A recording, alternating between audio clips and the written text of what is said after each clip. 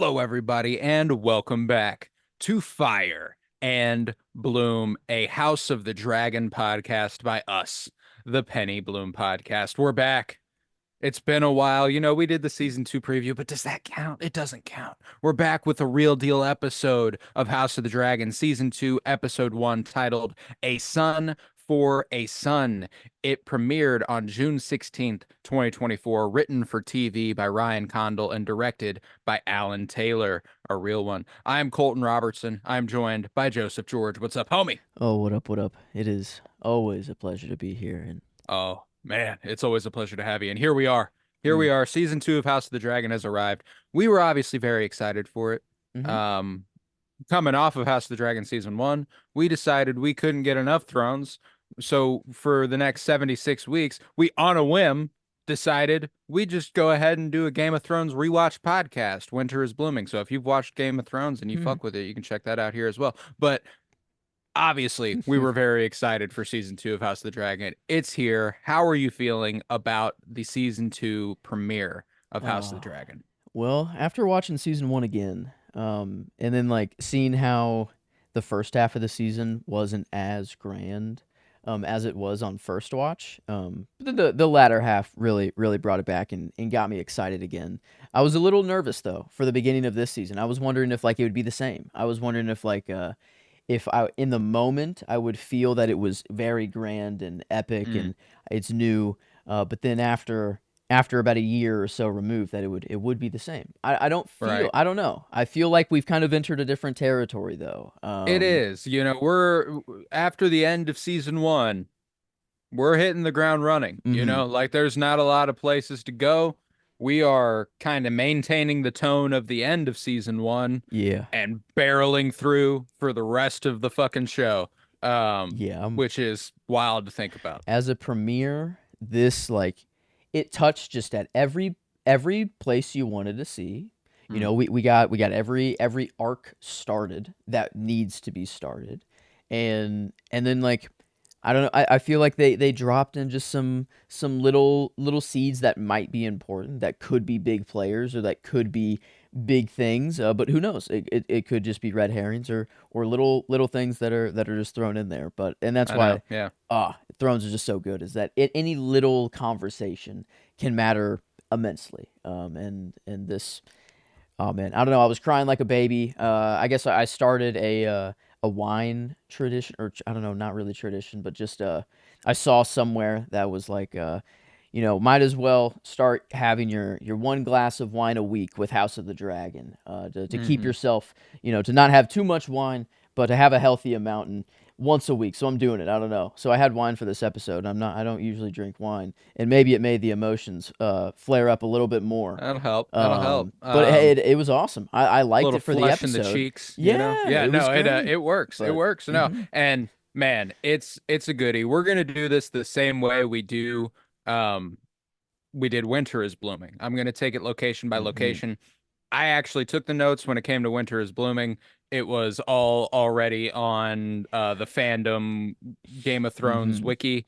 So it was a little bit more extensive for me, and it was also it's not quite as broken up. I got to decide where things went instead of reading from a different, prompt. I got to arrange it and stuff. So we're gonna start in the north. We'll hmm head to Dragonstone, and we'll top it off in King's Landing.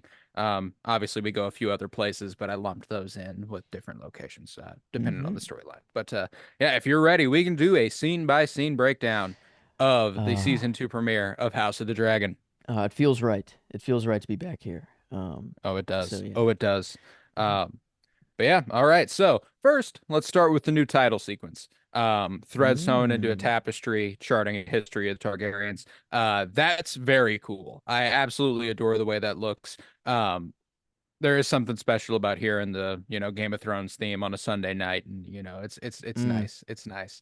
Um, Yeah, how are you still feeling okay about it being the Game of Thrones theme? you know, I I took a shower right before the episode and I put on the Game of Thrones theme, and then Light of the 70 came on afterwards, and I let that repeat afterwards. But then Mm, the thought hit me though. I was like, man, there really isn't, their own theme. They don't have like their own theme, and I guess it's it's kind of like the main theme of Star Wars. It is kind of like Thrones universe's theme song, and that Hmm. makes sense.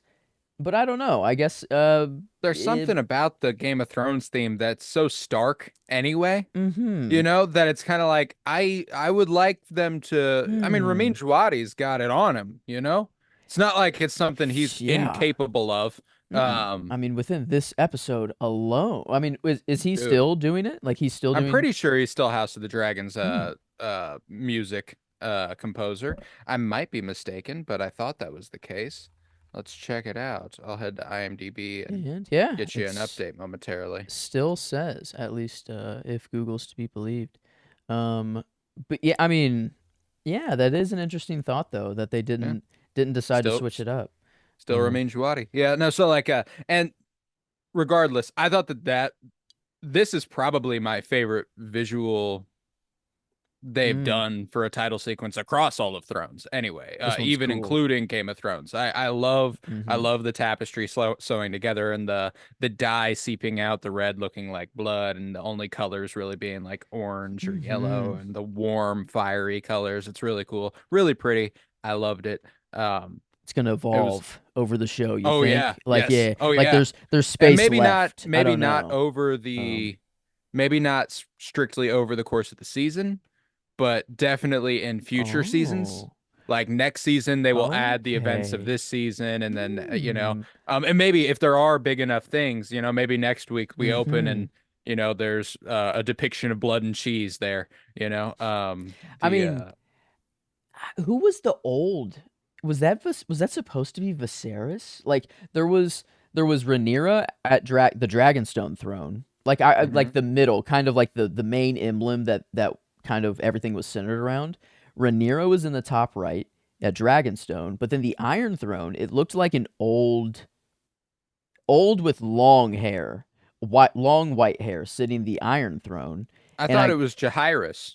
okay, so Um, it's really like a long spanning. This isn't like a oh tapestry for no. the immediate in like the No, show. there's It's depictions of like Aegon's conquering in this okay. tapestry. But Yeah, I yeah, it wondered that when goes. it got to the middle, like whenever it got to like the middle, if it was trying to say like here's what's gonna happen over like because it kind of felt um I guess Rhaenyra on Dragonstone. I guess it was that Rhaenyra at Dragonstone, or is that I'm supposed to be assuming so. Dany at Dragonstone eventually? I think by the end of the tapestry, we are to the end of season 1 of House of the Dragon. I don't think they go Okay. past So that. not Danny. So we're at Rhaenyra. Yeah. So that is Hmm. Rhaenyra. But Yeah. Jaehaerys then, I guess, would be her. Well, I know we saw Jaehaerys.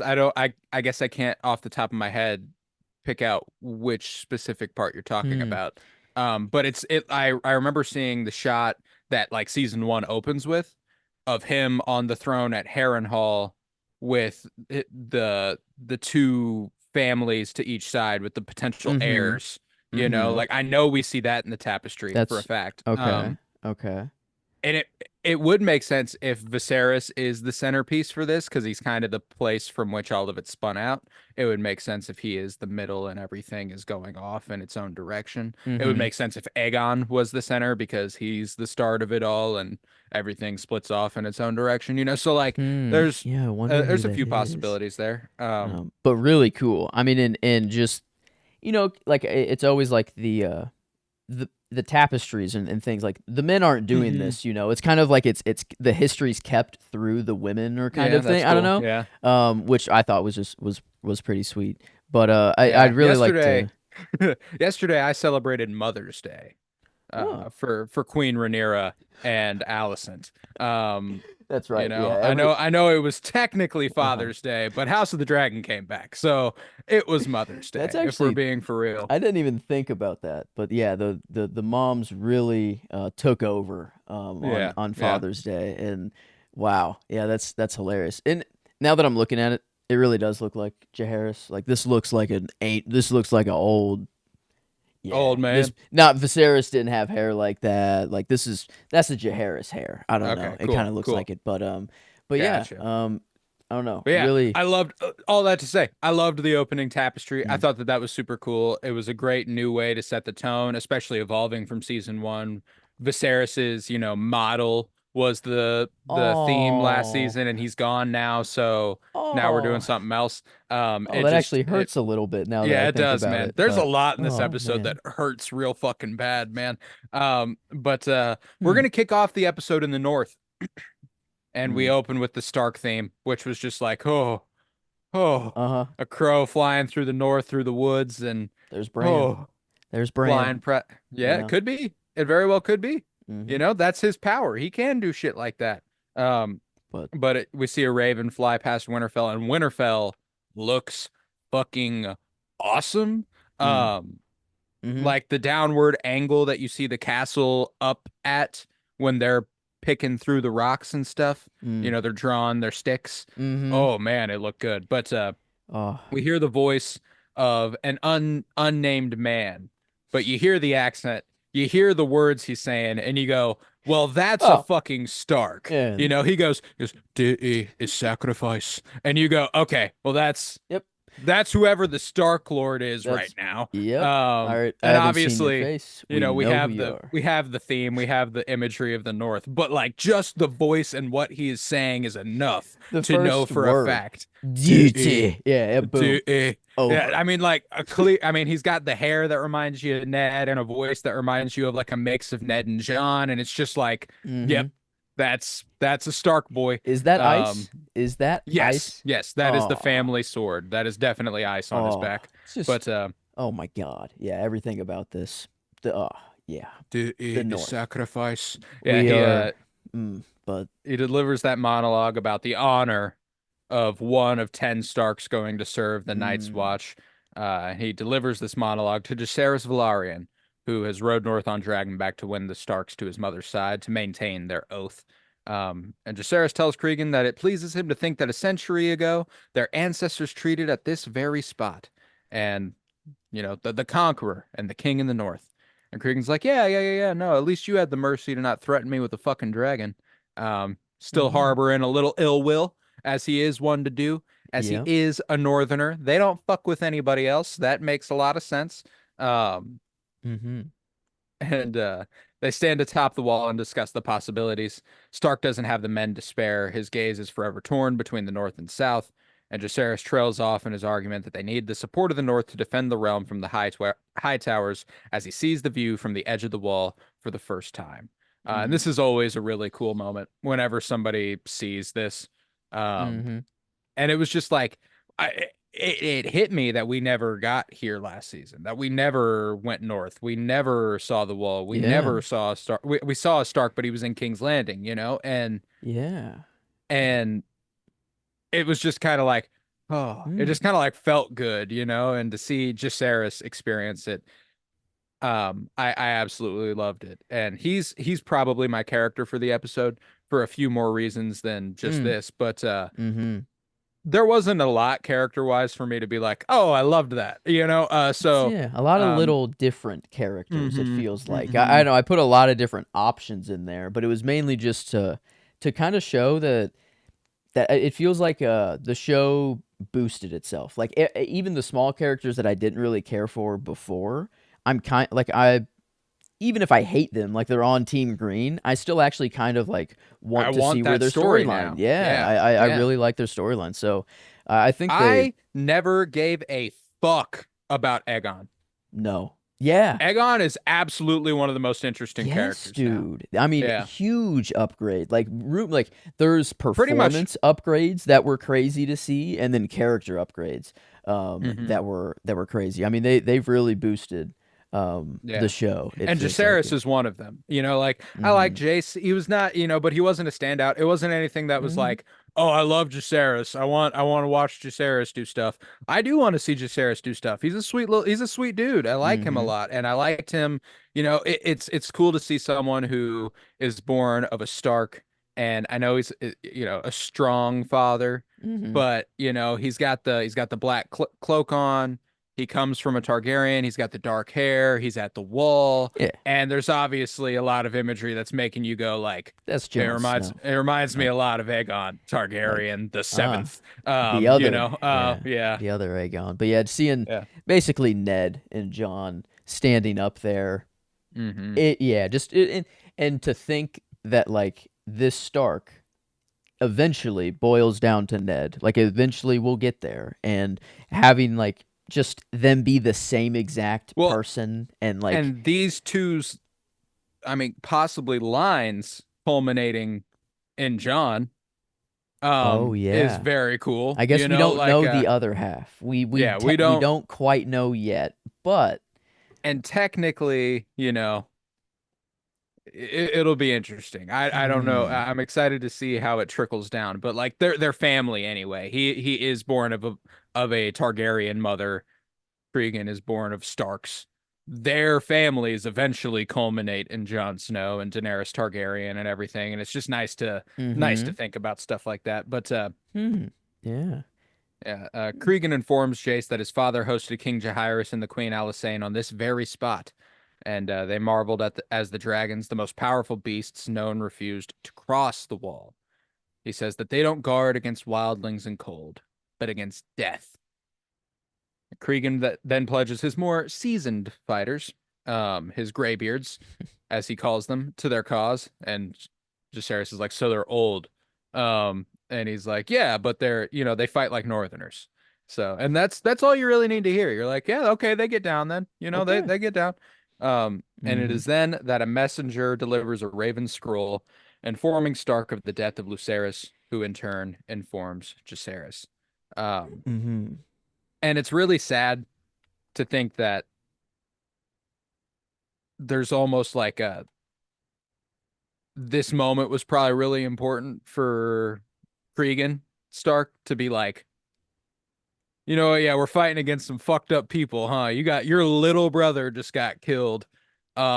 Okay. yeah, Yeah, I'll go ahead and throw you a little like bit more, you know? damn, yeah. At Yeah. least, like I feel like how did Rhaenyra receive? It's like Rhaenyra was at Dragonstone. She Mm-hmm. received a raven, and then she left and tried to find. So I Yeah. guess she was at least with other people whenever she heard, but like still got the news from a raven. I guess like in so like they both got the news from a raven, but at least there was a Stark, and at least he was at the top of the wall. At Right. least he was having like a somewhat good experience before like he heard this news. I feel like Rhaenyra was just already still planning for war Mm-hmm. before anyways, and like just waiting for her kids to return, and then like she hears this and then just fuck.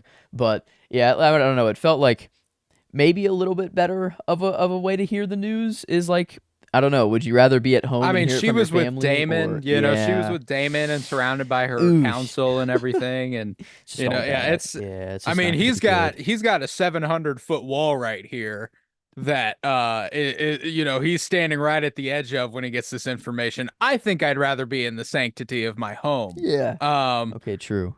That's Personally, Jacerys stronger than me. I'll tell you that. Yeah, maybe Cregan's like, let's step away from the wall before I read this. Let's go Yeah, down the elevator before I read this to come you. with But me.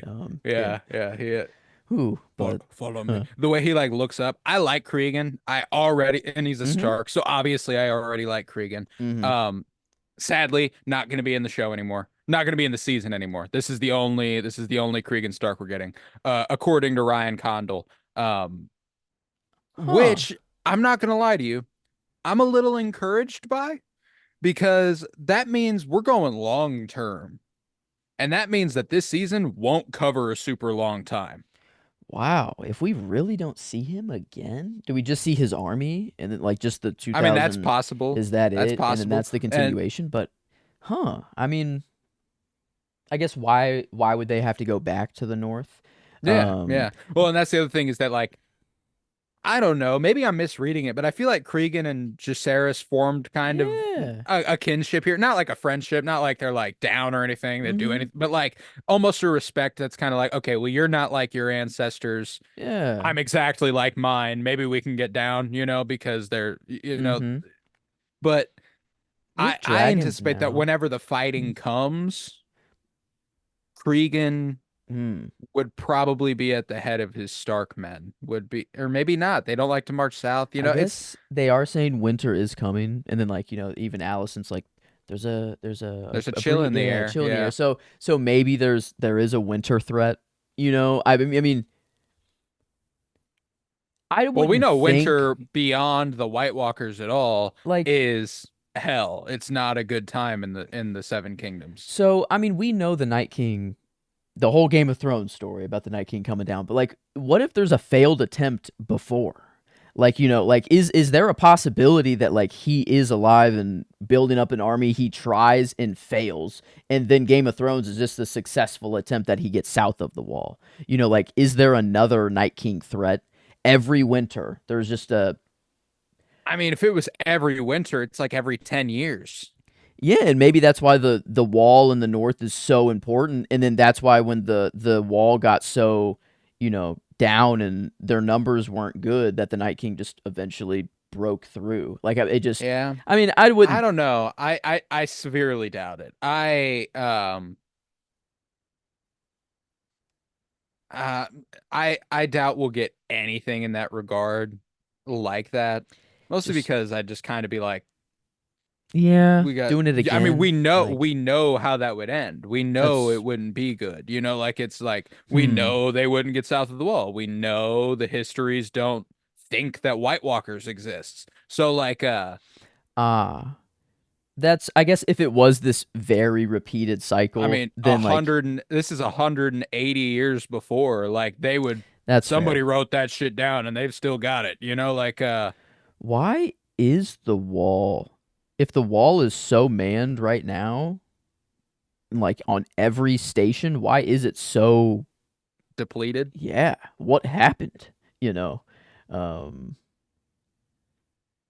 I mean, Maybe they just wh- stopped sending people up there. Like it I don't know. Like it just I'm gonna. I don't the really ma- know. Maybe it's just centuries of the White Walk or the wildlings and them fighting, and hmm. it just Yeah, kind of that doesn't make, yeah, that doesn't track. I was just thinking of like, is there a winter threat that I'm not thinking well. of And that something else could, to consider that when it comes to Game of Thrones is that at the beginning the wall is relatively well manned. It's through but the cat battles wasn't and it just everything. Castle Black though? I felt like the other ones were just like not even Oh really yeah, they manned were at pretty much. all Yeah, that's true. anymore. That's But true. and they just kind of all hunkered down at Castle Black. It felt like they all just Yeah. consolidated. But yeah, I don't know. I mean, maybe the other castles aren't as fortified right now, and it is just Castle Black as well. Yeah, I don't I know. don't know. But Yeah. yeah, I guess if the North's not really a factor and we won't see the Starks anymore, then probably not. Probably Yeah. not a factor. But okay. Anyway, But yeah, and that concludes the story in the north, and we'll head to Dragonstone next, wherein we begin mm, with Rhaenys arriving back to the castle on her dragon Meleys, and Daemon tells her to go ahead and mount back up. We're going to King's Landing. She's like, "What for?" He's like, "We're gonna kill Vhagar. I can't do it by myself, but me and you, we got this. We're cold as fuck. We could do this." Um, huh? and she's like, I it, my dragon needs to gorge and rest, as do I. So let's go ahead and hang the fuck back. Um, and he's like, nah, come on now, let's make it a son for a son. Mm-hmm. Let's go ahead and do this shit. Kill Vhagar and her rider. And Rhaenys chides, asking if this was the queen's demand. And Daemon dodges the question by affirming that the queen remains absent. He says that while the mother grieves, the queen neglects her duties. And Rhaenys tells Daemon that it was Raven that brought her the news of her own daughter's death. It wasn't until she saw Laena's remains that she could begin to mourn. Rhaenyra is searching for the same thing. And I loved this moment. Mm, Daemon's relationship to Laena was so complicated and so bizarre and so strange that whenever she mentions Laena, you actually like Matt Smith is really good. You can like visibly watch him tense up and be mm-hmm. sad, like kind of be like, Fuck. like he doesn't like thinking about it. And I think that there is an idea that it was the funeral episode for Lena that he ends up marrying Rhaenyra by the end of. Um, Mm. I'm fairly certain. So like there is something to the idea that he just kept fucking moving and hasn't even really thought about it. That Obviously there was the shot whenever she does commit suicide by dragon and he steps back and there's tears in his eyes. It's such a bizarre character. Like there's obviously yeah. such an evil evil nature to him, but there is also a bizarre heart for the people he loves, and Mm-hmm. it makes him so interesting. So like whenever she says Lena and you watch him like kind of deflate, it was just I love Matt Smith. He is so good as Damon. He did that multiple times this episode too. I felt like with Rhaenys here, it was perfect. Like whenever he gets this like confidence and he feels like he's like putting someone down and he feels like he's right, but then like Rhaenys says, "Hey, I got this news on a Raven as well." You know, boom. Kind of slam dunk. I feel like the White Worm kind of slam dunked Damon as Eric well. kind of, Yeah, yeah, yeah, Eric kind true. of gets Yeah, one, you know, like yeah. it's Like, what are we supposed to it do when we happens a fight? little bit. Yeah, when the royal family turns on each other, the White Worm being like, you're only mad at me because your true enemies are out of reach. And he's Yeah. like, fuck, and it's like, I love whenever He Damon is just, wants it's to like, do well. I think they create a lot of really interesting parallels between Damon and Aemond, in this episode specifically. Um, ooh, and in regards to the way the mm, end of the season one finale went with Aemond losing control and something happening that he didn't mean to happen. That's kind of that's exactly what oh, happens dude. at the end of this episode. Um, I think we're Aemond is trying to be Damon. Like yeah, yeah, he sees him as like a role model. I feel like that yeah. dinner, whenever Damon stood his ground Steps and up and he's Aemon like, couldn't. Aemon is like, one day. He's like, one day oh, I'm gonna get you. we're building towards a Damon versus Aemond fight, and it's gonna be fucking sick. Aemon is the But most fantasy looking motherfucker too. Like he oh, fits oh, so well. I Like, love to but hate Aemond, dude. Like that character is so fucking cool, and I hate him so goddamn much. You know what I'm saying? Like, yes, he's so cool. But yeah, I fucking hate and him.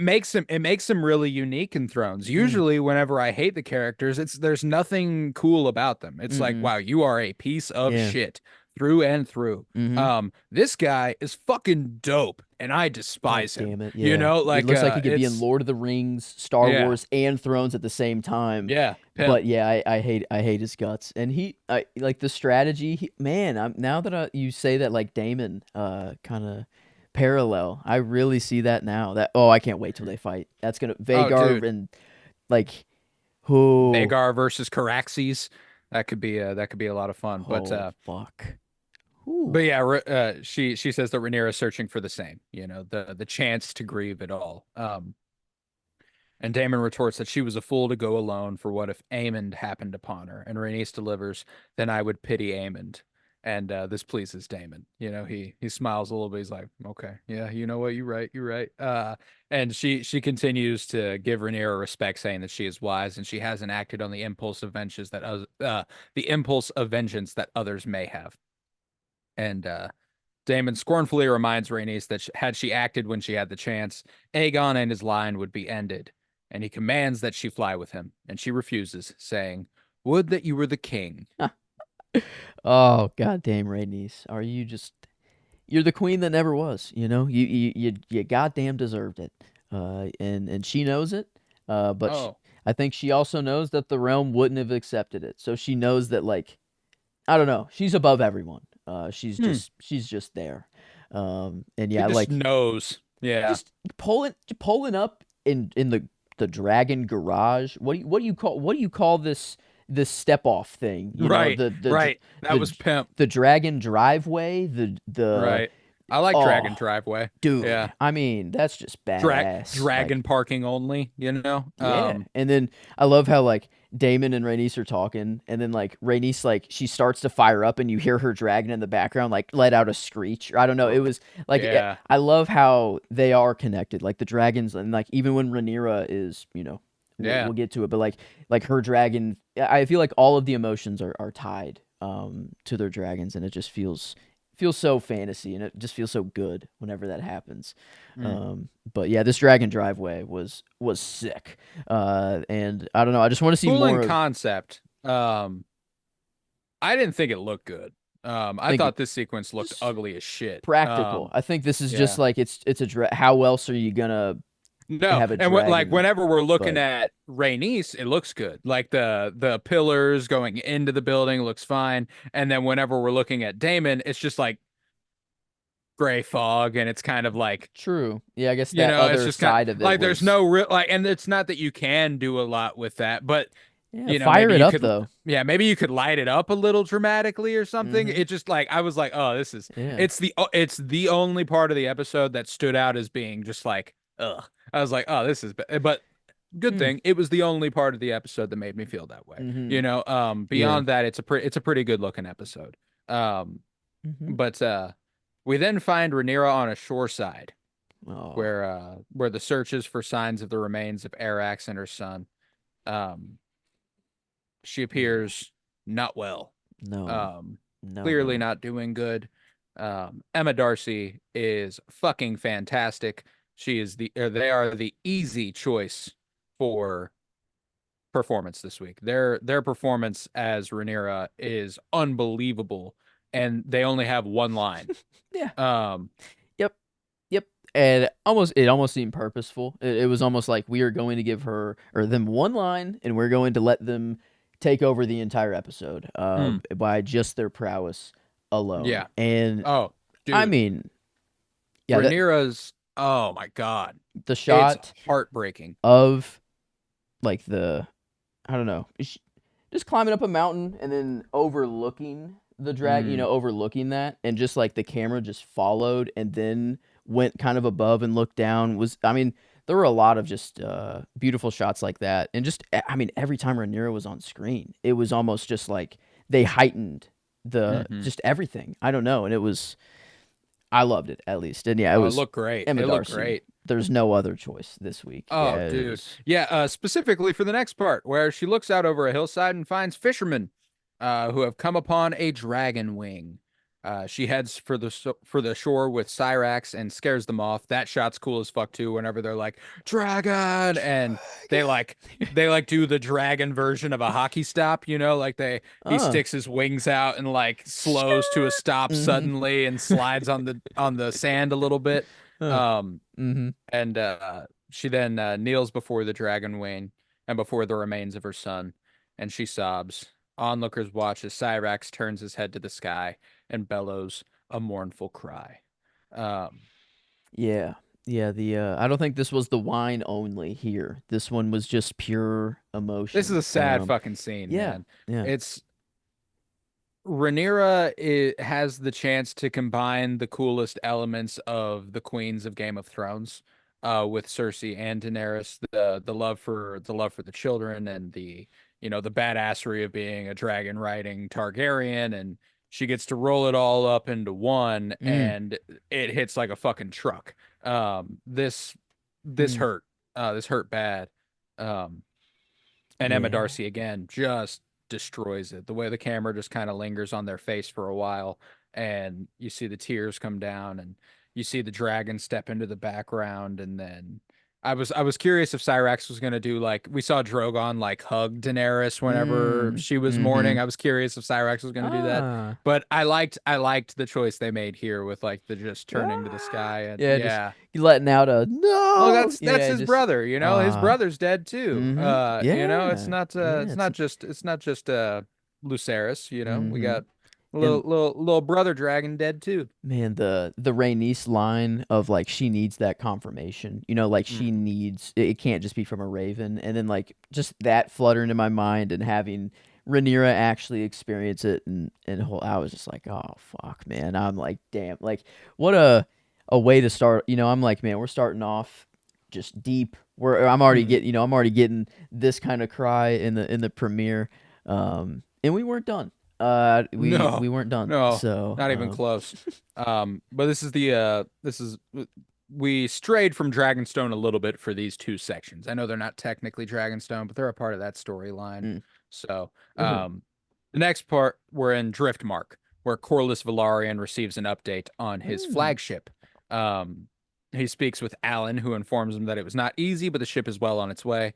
And Alan informs him that 7 more ships were put to sea to fortify the blockade in the Gullet, and that it will be weeks before Corlys can be back on his ship leading the fight. Uh, but he will see what more they can do for reinforcements. He then pulls out a dagger, noting that a smith delivered it, Oh. and Corlys looks shocked to find the item he had commissioned for his heir, Lucerys, prior to his death.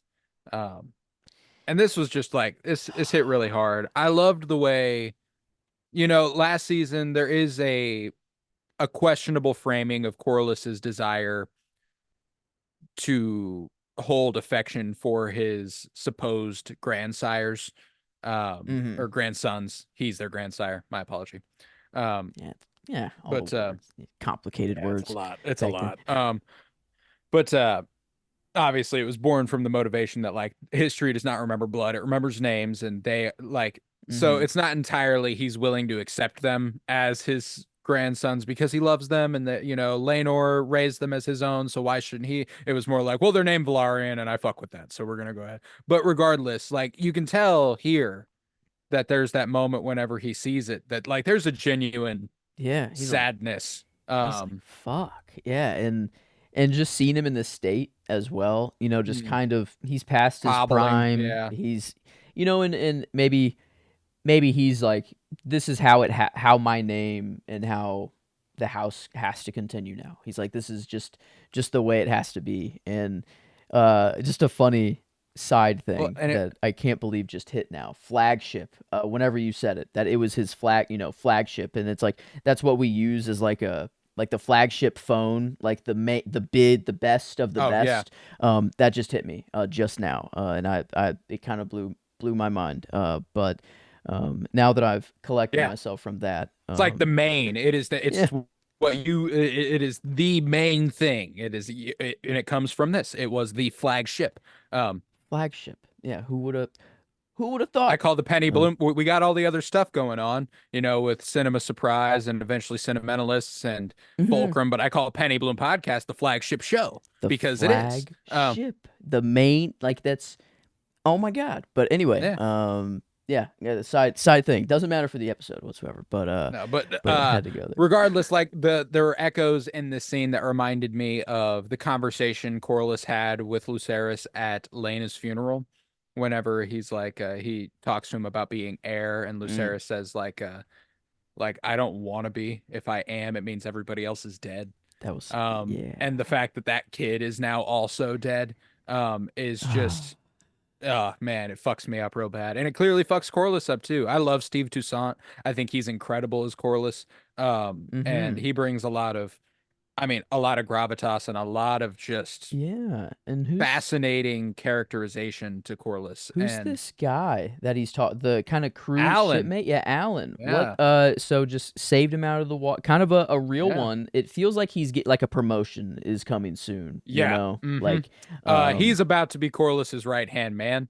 I don't know how, but I'm fairly mm-hmm, certain that's going to be the case. However, there's an heir to Alan where I can't tell if he's duty bound. It feels like that's, there's that to him. He's humble. mm-hmm.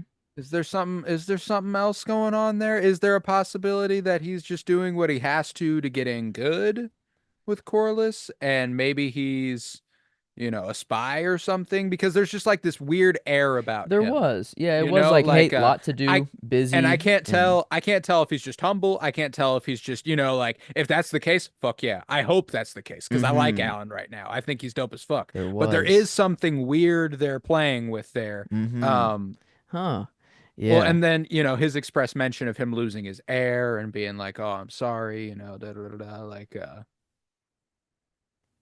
Hey, here's the dagger that was mm, just finished. Perfect timing. Oh, I know exact. yeah, Okay. yeah. Alan You might be a know, little Laris, Alan might, might be a yeah, little Alan like might be a kind little of, interesting. I fuck with him hmm. right now though, but I'm excited to see like, and if he is just a real one, if he just rides with Corliss, all the better. I hope that's the case.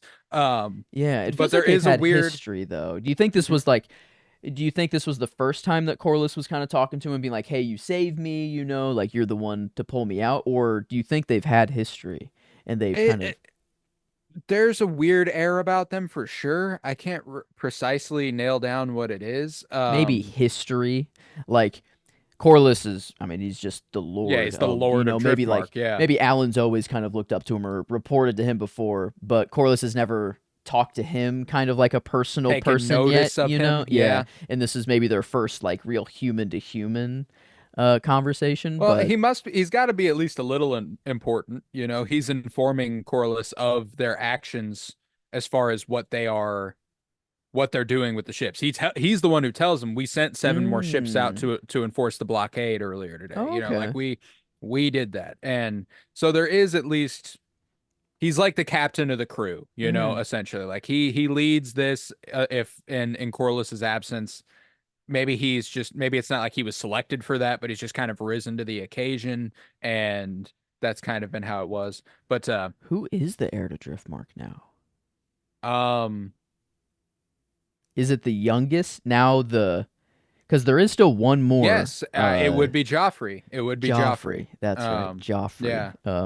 Wow. Yeah, I guess I don't know if that is official or if that is just how it goes or if they're gonna decide a new heir or if it just goes down I to think Joffrey. that if they continue to operate under the assumption that it's Laenor's sons, even though everyone knows they're not Laenor's sons, um, then yeah, I think it is Joffrey. I think it's Joffrey Valarian. Does Um, Laenor come back? could Because be like interesting. I was really hoping that they were kind of like, hey, all cards on the table. We actually didn't kill him. Like I don't know, like does that happen? Does Damon and Rhaenyra ever be like, hey, we actually like let him go? I Like don't we think they didn't kill can. him. Like Because the point of killing him was so that Damon and Rhaenyra could so they could get marry. married. And now Yeah. that that's already happened, like it's like It could, I guess it could happen a bit further down the line. Something to keep in mind is that like in universe just happened. oh, that's actually, dude, that's actually true. That like, yeah, there hasn't been much time. Like Yeah. max a couple months ago. Like that's at the absolute most.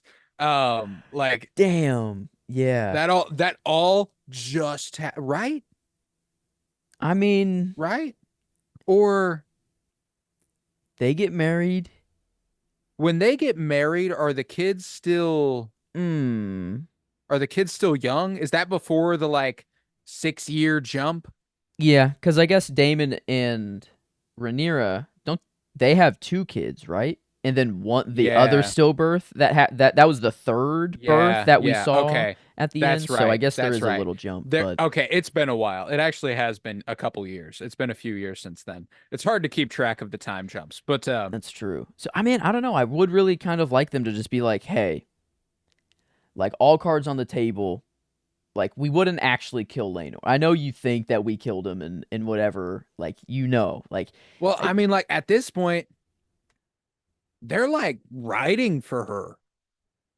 Is there something that's like, do they owe it to them because of that? Or is it kind of like, why ruin a good thing? Like, why tell them whenever they are so down with us anyway? Yeah, do you think it would flip? Do you think they would get more mad?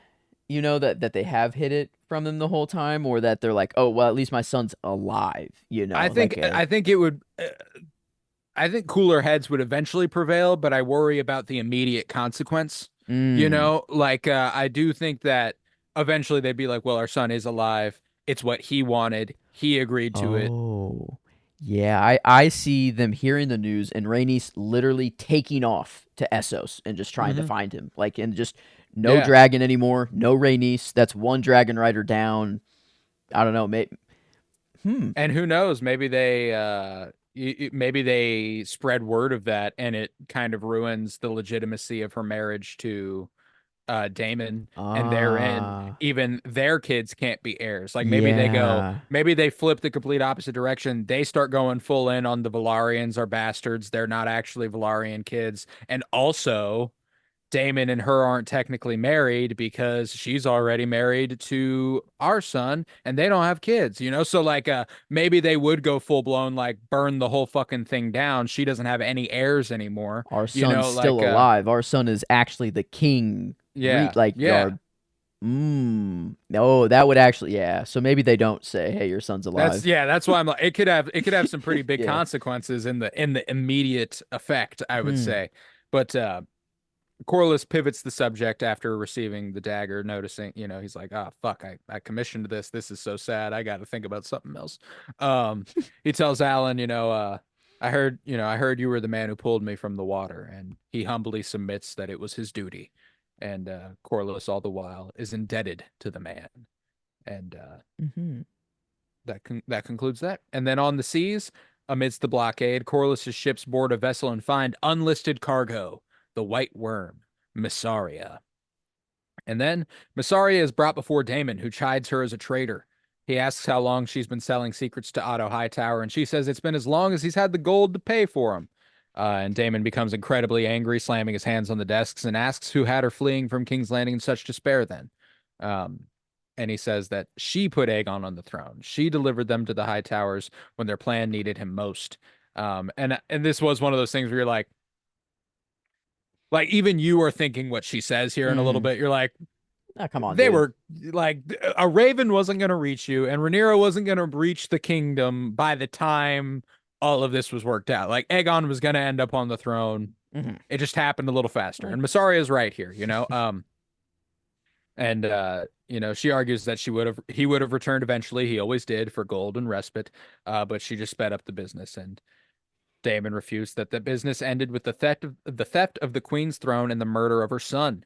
And she argues that he only blames her because his true enemies are out of reach. And she continues that she holds no loyalty to the Hightowers. It was purely transactional. And to Otto, she was fodder to cast off. And she informs him that she has nothing of value to share. And it's just wild to think about how far we've come, like as a show in 11 episodes. These two were banging in the first episode, mm-hmm. like she was a sex worker at a brothel that he couldn't get it up for. Yep. That was the first episode. That was kind of our first interaction with Massaria. Wow. Um, And and now and now we're here. she's Now we're here. yeah.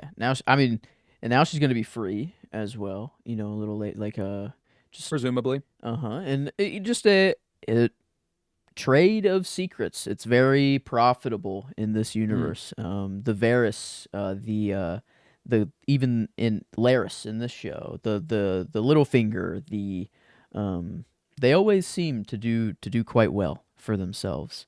it's true. And yeah, she, who knows if she had like a bunch more crew or whoever was on that ship, just gone, which kind of blows. But she's a survivor.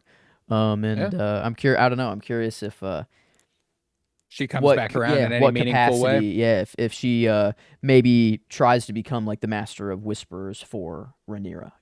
They have Ooh. Laris. The green team has Laris, but now we got the white. They're like, hey, well, we might as well use you, in war Right, and right. use your web. Yeah, because I'm To assuming start they seeing. didn't just let her go immediately upon providing these secrets. I Hmm. imagine they are going to see if they pan out, to see if Yeah, your she's worth knowledge. letting go. Oh, your knowledge for your freedom. Maybe it is like Yeah, a continued. We need your knowledge. Like not a one transaction. Like, hey, right. tell me this, and then I'll let you out. Maybe it's like, hey, you become our Yeah, master maybe of now she is whisperers. serving them, and when they're done using her, she's free to go. That's possible. But Hmm.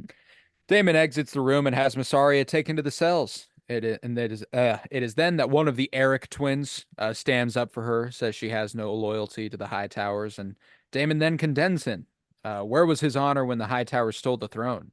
He says that this was his greatest shame, and it was why he abandoned the King's Guard and his brother, and he is here now. And Damon tells him he should have killed Aegon when he had the chance, but Eric again defends himself. They swore an oath to defend the whole royal family. So what were they to do when they split apart? It's then we get like a kick-ass shot of Eric looking out the windows and Rhaenyra flying Cyrax out the through Oh, the window. Like that was fucking sick. oh, Um, probably but the yeah, shot this of was. the episode for me. Oh If I yeah, if I had to yeah. pick It's one, it's hard to it not was. go with it. There's one later that's I just thought it was cool. I thought it was interestingly well done and nicely lit and stuff. But um, I love the Eric brothers, the Eric and Eric. Mm-hmm. I think that we're obviously building to a Eric v Eric. Ooh. Our proxy for the Hound versus the Mountain, Mm-hmm. for the brothers bull. Mm-hmm. Um, and I'm excited to see it because they're both cool. I like this Eric a lot more, obviously.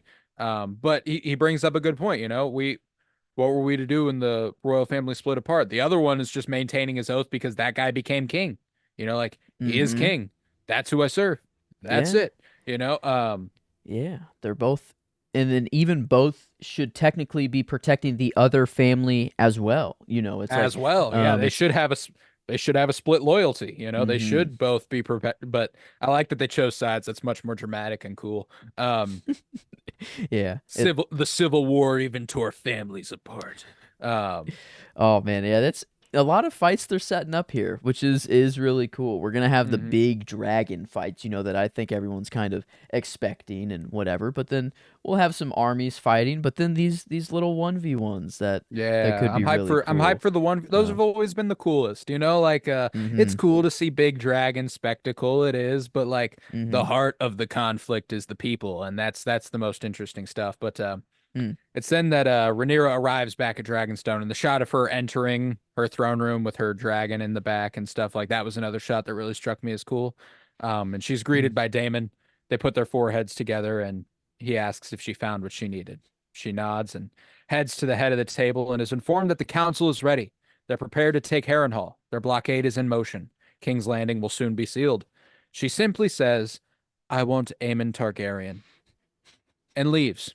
Everyone looks. Daemon Yeah, I just love how everyone's reaction in the room. Just they all look at her and they're just like, "Well, we get it."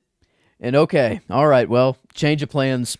Let's go. It's like, Yes, ma'am. yeah, like, Okay. Like, what are we gonna tell you? No, like, that's the like, guy who murdered your son. So, whoo, man, what a. And for whatever reason, they posted this on Twitter before the episode came out. I saw it. Sorry to send it to you so that you had to oh, see it's it fine. before It's the fine. episode started as I well. would, But, I had already seen it, and hmm, then I checked my DMs, and you'd sent it to me, mm-hmm. and I was like, okay, cool. Okay. But yeah, I mean, even though I saw it before, it landed so hard Oh, in the in episode. context, it fucking rails. Oh my God. Yeah, just like even like I guess when I watched the clip, I guess Damon and Rhaenys like talk before and you hear Hmm. their lines, but I didn't even think about it. I was just focused on Rhaenyra when I was watching the video. But then like their lines didn't matter. No one mattered. No one else in that room mattered besides Rhaenyra. Like it was even I don't know, it was incredible how like Well, it just reinforces that right now, even the war is not important to her. mhm. Like that's not what this is. That's not a tactful choice No. in the fight against the Hightowers. That is, I want the motherfucker who murdered my son. And And we are again creating a mm, parallel between Alicent and Rhaenyra, an eye for an eye, a son for a son. mhm. When Alicent's son lost his eye, Mm, she said, I want Lucerys's eye, you know? Bring me the eye of Lucerys Velaryon. mhm. And now she's like, I want Aemon Targaryen, Yeah. like let's fucking do this then. Um, Damon was and about it I too. Like mm, that's what that Damon again, Matt Smith being like when he watches her leave and him being like he like nods and has like a slight smirk on like his face, like there's a mix of pride and determination, like he's like, oh, I know exactly what I'm yeah. about to do. He's But it's almost like Rhaenyra doesn't want to admit that there's like a little bit of Damon in her too. Like mm, she and does have it's the level head and like she is very not trigger happy and like it Damon is, but it affirmed his side in the conversation with mm, Rhaenys earlier. Like that's true. Rhaenys is here to hear her say, I want Aemon Targaryen. So he's like, fuck yeah, we are rarely on the exact same page on what to do. But right now, I almost did that without you fucking saying anything. So I'm glad you said it. Mm. It was cool to see that. And obviously it doesn't go to plan. But it is what it Uh, is. But uh, after this, we get what is my favorite scene of the episode. It's kind of two scenes, but it's, or wait, no, we don't. Damon heads for the cells and asks Masaria for information. He makes a trade, her freedom for what she knows. Um, mm-hmm. and then we get to my favorite scene, which is Rhaenyra being greeted by Jacaerys, who reports that the veil is ready, barring that they receive a dragon to protect it. And he begins to break as he says that Cregan Stark has promised 2,000 men. And Rhaenyra rises, cries, and embraces her son, and they cry together. And yeah, this fucked me up, man. This really, really got me. It was tough to watch. It's why Emma Darcy is my favorite performance. It's why Jacaerys is my favorite character. Mm-hmm. Um, Another shot here too. When they pulled ooh, back, it just like the way like Jacaerys is looking at Rhaenyra. Like I love the idea of like my mom is the queen right now, and like in the camera is like showing through Jace's eyes. Jace, I don't know. I feel like I want to call them Luke and Jace, Yeah, because that's that's I cool. don't know what they go with there. But like whenever it's like through his eyes, it's you see Dragonstone. I mean, it's like the fireplace behind her, the furniture, the just everything. When Like she turns she and she's all done up, she's got the braids going now, and she yeah. looks like a queen, and she's not even on the throne. She's just in a Hmm. room in a castle. I mean, obviously it's very grand and everything, but she looks like a queen. You go Yeah. to Aegon, and you see every time Aegon's on screen, and it's just like you're a fool. Like there's nothing kingly about you, Boy. and it's just Yeah, I yeah. He's a love child. how they just make Rhaenyra every time she's on camera just look Hmm. stunning. And Oh yeah. but Incredible. And and again, I love Jacaerys' sense of duty, his trying to, oh, his trying to power through it and being like, Your Grace. Um, mm-hmm, and yeah, he gets through, and then he gets to like, and Cregan, and like Lord Cregan yeah, Stark, and he starts two to break, and then thousand men. Yeah, yeah. he's like fuck. Oh, dude, Uh, it's so sad, mm, and it's just it's perfect. And I love Jace this episode. He was mm-hmm, my character. I loved this moment because like the last time they saw each other prior to this was them sending them off. And Lucerys even stumbles over it. He's like, "Mom, your Grace," like all that stuff. And oh, um she's still motherly, she pats their faces and she smiles at them and stuff, but like she's the queen, and they act like she's the queen. They have to kind of prioritize that, but it was nice to see him remember almost mm, that she's his mom and kind of be okay with mourning with her for a second. It was really good, and it branches mm, into what is the best edited sequence in the episode. And this is we're gonna intercut Dragonstone with King's Landing here, where mm, we get the funerary sequence where Alicent heads to the sept to pray. She lists the name Allery Florent and lights a candle. Meanwhile, Rhaenyra lights the pyre in memory of Lucerys. Alicent lights a candle and says Viserys Targaryen. Jace tosses his brother Smock on the fire, and Joffrey a figurine. Baela watches on in tears. Alicent reaches for the last candle, and we cut to Rhaenyra approaching the pyre. She lights the candle and with a tear in her eye says, My favorite line of the episode, Lucerys Velaryon. mm, And then Rhaenyra places her son's belongings on the fire. And just the back and forth of Rhaenyra and Alicent there, I love them. So like just there's literally only one thing preventing Alicent from being my favorite character of the episode, and it's the fact that she's fucking Kristen Cole. Um, but besides that, I fuck. loved her. Yeah, Yeah. like fuck. Um, But aside from that, she's fucking awesome. She could fuck literally anybody else. I fucking hate Kristen Cole. But well, just that moment where she does mourn and pray, Lucerys is just really, really like it's really poignant. It, mm-hmm. it really hit me like a truck, and I was hoping the more they built up to it when she lingers right over by the candle, I was like, Lucerys, fuck, say it, please, Mm-hmm.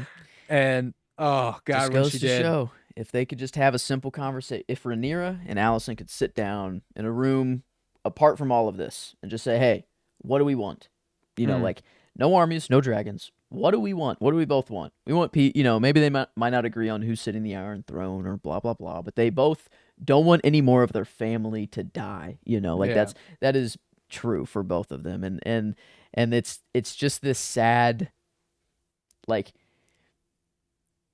the throne is the only thing that is causing all of this conflict. They are a family. Like all of these people are one family that was brought under Viserys, and they all had this dinner. Mm. Like literally just had this. Viserys just died, and that's crazy to really think about. And Yeah, that is not old. That just in yeah, happened. like Otto had a Um, line of like in the days after King Viserys' passing of yeah, not gone mistakes were as I've wanted. made, Yeah, it's like oh yeah, this is very fresh. But man, it's this conflict. It just sucks like that. It's tearing these families apart. It's the classic kind of crime story of we love our family so much and we're so proud of our family. We'll do anything for each other, but putting Yeah. yourself in this conflict in the first place is tearing your family apart. The very nature of even being here is Mm. kind of wrong. But it's, oh man, this starting off very, very well. Like, I don't know, I'm very, very hype God, for where and this again, I story's just going. love the paralleling of the matriarchs of their families, Queen Rhaenyra and Queen Alicent, the lighting the pyre, the lighting the candles, the mourning and the praying and all. Like it just really hit me. It really hit Mm. like a truck. But we are then in King's Landing, where Eric the Green arrives to King's Landing, as too does a dragon. The soldiers on the wall prepare a scorpion, but stand down at the sight that it is Vhagar. Um, Huh? Continuity error. I don't Is think scorpions existed. Yeah, or at least call them something different, and then say that Kyburn just stumbled upon a blueprint. And he's like, "Hey, look at my idea that I came Like, up with." is that what happened? I thought Qyburn like invented That's these. at least what it seemed like. At least off my memory, Kyburn like came like this is like, "Hey, I've been working on this," and then he brought Cersei down to the crypts or wherever to unveil one, and maybe Yeah. it was just an old one that they had because they had to defend against dragons commonly, and it just wasn't a thing anymore for such a long time that the design was just lost, no need for him, they took him down. And then Kyburn stumbles across it, but they literally called them scorpions too, so like the name was even kept the That's same. why I'm like Qyburn he at least found a blueprint and stole the idea, which I think is like it could be a cool recontextualization of his genius, Mm-hmm. so to say, like Yeah. kind of being like, oh, he's a little bit of a fraud, But yeah, no, I It couldn't tell if this was a continuity error or not because I was like, hold the phone, as soon as I saw it, I was like, I don't think that the scorpions are supposed to exist yet, but it makes sense that Mm-mm. they do. Um, Yeah, I just feel like call it something different. Like have the name just change and then Kyburn found the blueprint. That makes sense to me. But like hmm literally calling them scorpion. Like I feel like that's what they called it in Thrones as well. It's like, "Hey, hmm load the hmm scorpion." Like, Yeah, yeah, it is. yeah, I don't know. I don't know. Maybe that's just the name everyone arrives to with this weapon. Maybe that's just what pops in your head. But yeah, I don't know. It felt a little weird. It was the only thing that felt like, uh that It's like, are we forgetting that's something, or the wrong. are we Yeah. recontextualizing something? I don't know, but Mhm. either way, I thought that the sequence was still cool, regardless that they have to be ready for a dragon attack, and it's not until they're like overhead that they can be like, ah, it's Vhagar, chill out, everybody, stand down, and just the fact that they all know which dragons are which dragons by looking at them and stuff, like they're like, ah, that's Vhagar, don't worry, we're That's so fine. dope. That is Um, so dope. Yeah, and to know that Aemond is riding that's the yeah, only person who could be riding that dragon too. Like that's yeah, man, super that's cool. pimp. But But we then find ourselves with Aegon returning to his wife's chambers in search of his son, Jaehaerys. He is to be king one day. He should be at the council with him. And Helena tells her husband and brother, that she is afraid, um, not of the dragons, but of the rats. And Aegon brushes this off regarding his wife as an oddity. He's like, ah, my wife and her strangeness, right, guys? All right. Um, I love the one chambermaid that looks like Bella Baxter hmm, from Poor Things.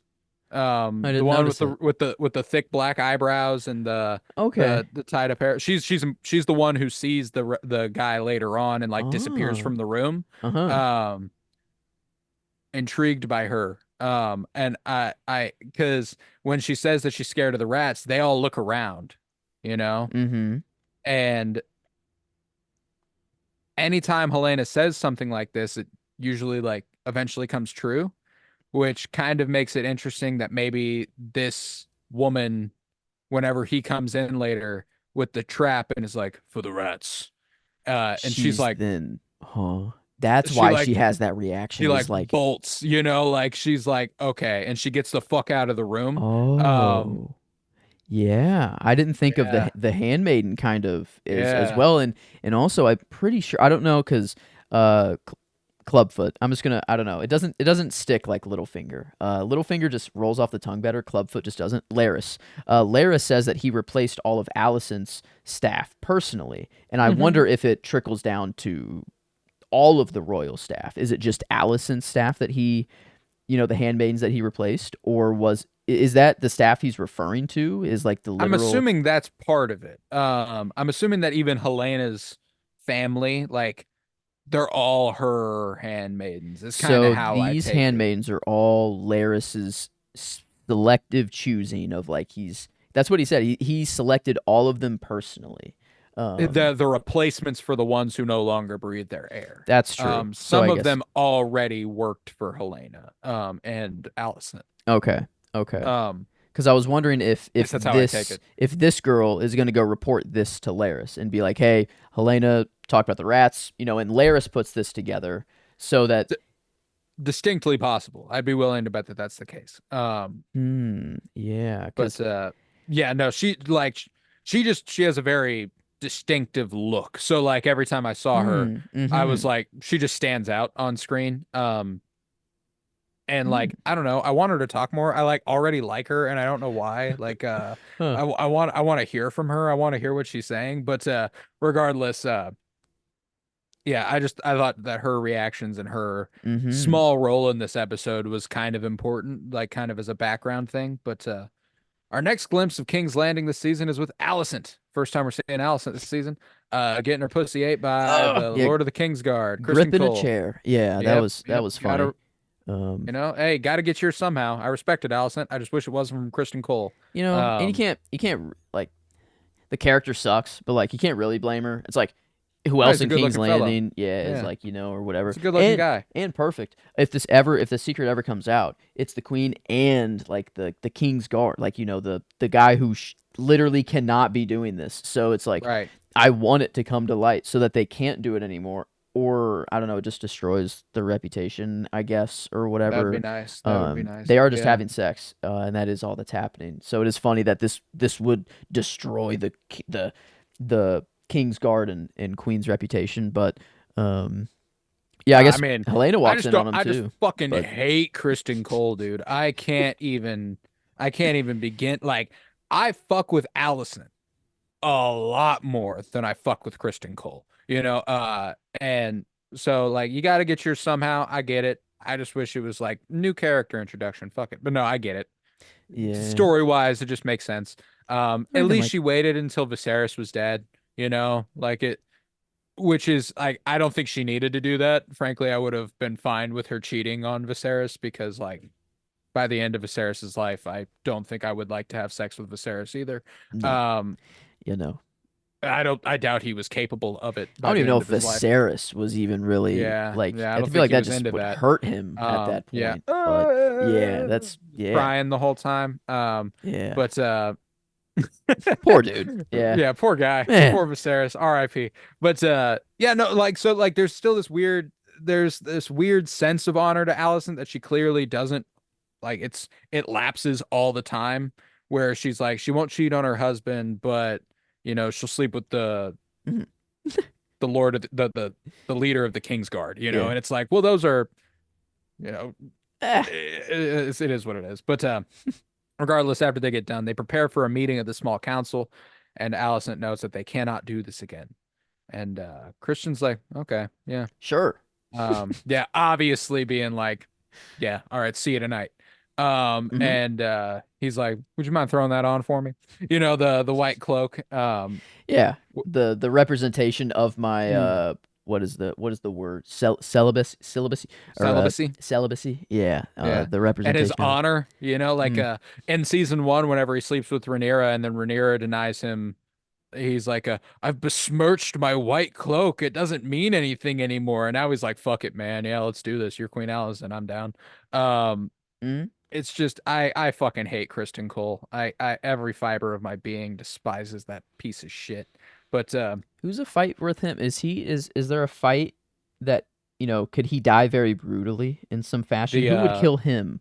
Um Cyrax, mm, just straight Rhaenyra's up dragon, I would love that. just a The chomp. chomp, I would love that. I would Like love he that. stands up all Um, confident, like he does like a Jon Snow like scream at the dragon, but then just gets I would eaten. love that. Mm. Damon. I would love if Damon killed him. I would love if Jacaerys killed him. I would love if anybody killed this motherfucker at Yeah, this point. let's But just hope he dies. let's just hope Kristen Cole gets his shit rocked. Uh-huh. But Yeah, they arrive at the meeting of the small council as a rat catcher and his dog exit with their prey extinguished. Um, the rat catcher later on. But Hmm. so too does Aegon with Jaehaerys in hand, and the council begins to discuss the imminent war. Jaehaerys messes with Tywin Lannister's sphere. Aegon is glib and simple in his ruling style. And Alicent inquires if there has been any answer to her letters to Rhaenyra, an apparent apology for the death of her son. And they're all like, "Oh yeah, the apology for her dead son." Yeah. Believe it or not, no. She's not down to talk about it. We Yeah. got to expect that things are about to get bloody. Okay. I don't even know Things who got that one bad dude was. fast. Yeah, that one Yeah. dude was just like the apology for her dead son. Like, Yeah. really? Like, I don't know. It was the dude sitting next to the Maester. Yeah. Next to the Maester. I don't even know who that guy is now. Probably the Master of. No, Lannister's the Master of Coin. They're in need of a Master of Master of Ships. Ships. They War. Otto's the Hand. I think Cersei created Master of War. I don't think that Oh, okay. existed before So Cersei. What's the other Whispers one? would he Could be? be, could be. I guess. Like, yeah, I don't know, Hmm. but he's somebody, and I don't even know if we probably got a name somewhere, but I didn't catch it. Um, but yeah, they're like, no, believe it or not, things are about to get bad. And Tylan continues battling the young heir over the sphere, and Aegon taunts him. He's like, "Oh, what? My son bothering you, Tylan? You having a rough time? I think Jaehaerys needs a pony ride. How about it, Tylan? Get on your hands and knees and crawl around with my son on your back. How about it, Tylan? Do it. Get on the ground." And he stands, he's ready to do it, and Alicent prevents him the embarrassment, uh, makes it clear that they have business to attend to, regardless of Tylan's interruptions, and they have Jaehaerys escorted out. And last time we see that kid alive. Woo. Otto informs Aegon Ooh. of the blockade hurting the city. And Aegon's response is simple: power, always power. They can solve any issue with dragons. It's fine. Um, and it's then that Aemon enters. He does not have a seat on the council, but he's their best sword and the closest blood to the king, according to Aegon, and he is worthy of being there. And Aemon immediately gets to business. He's like, "All right, the path is through the Riverlands. We must establish a hold on Harrenhal. Let's do this shit. We'll be good." And Aegon's like, "Fuck yeah, they'll bend the knee or they'll burn. Let's do this shit." And Alicent's like, "Well, Rhaenyra has dragons too." He's like, "Mine are bigger. Fuck, you know. We're Yeah. good." Very dangerous mindset for Yeah, war. not good. Not good at all. Um, And Allison's like, "Yeah, we can't lose the dragons to war, because there's no calling them back." And you can tell she kind of wants to like glare at Aemon and be like, "Yeah, that's right, huh, buddy? Right?" But Mm-hmm. Yeah. they have to be cautious. And Aegon's like, "No, they will kneel or they will burn. We'll hit them with Vagar and Sunfire. They can't fuck with us." Sunfire is also such a dope ass name for a dragon, by the way. Damn I it. absolutely love They have that. the coolest. Yeah. They have. That's. I really want to know that one dragon that Damon picked up in that cave that he just. It was like Vorthamir or something like that. Yeah. I want to see him come out. I don't know. Maybe they're waiting for like a surprise attack. With it. They have no idea that Damon even has that Yeah, dragon. that I they now guess. have the second Um. largest dragon in the kingdoms, I guess. I'd imagine that would be the second biggest behind Vagar. Yeah, and still, I So guess more unclaimed out there, like Damon said. probably, yeah. So yeah, that's gonna be interesting to see just dragons coming in and whatever, and maybe whenever the dragons start fighting, because there was a seat like the second episode promotional was like, yeah, we've lost control, like the dragons are now fighting each other or something like that. And Oh, that's dope. um, That's funny. yeah, So like we're getting into it next week. That rocks. Okay.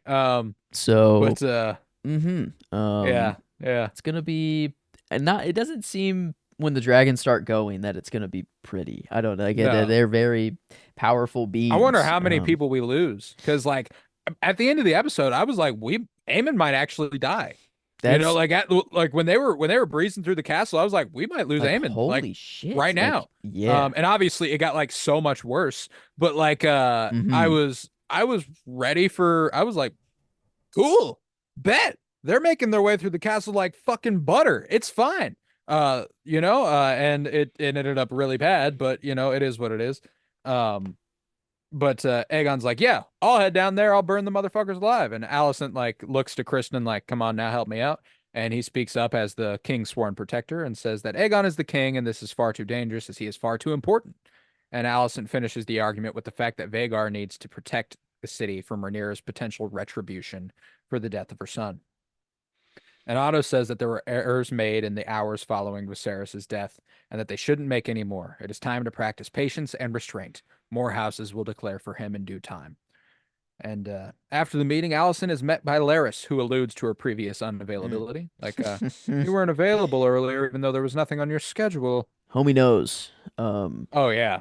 Yeah. Which Like, is, I know you are fucking the Lord Commander of the Kingsguard. I think we're looking at the new Hand of the King right here. Yeah. Is my? I mean, the conversation on the balcony I think is pretty telling. But I was like, this dude is power grab. Like he wants something. Maybe Mhm. I didn't think of Master of Ships actually.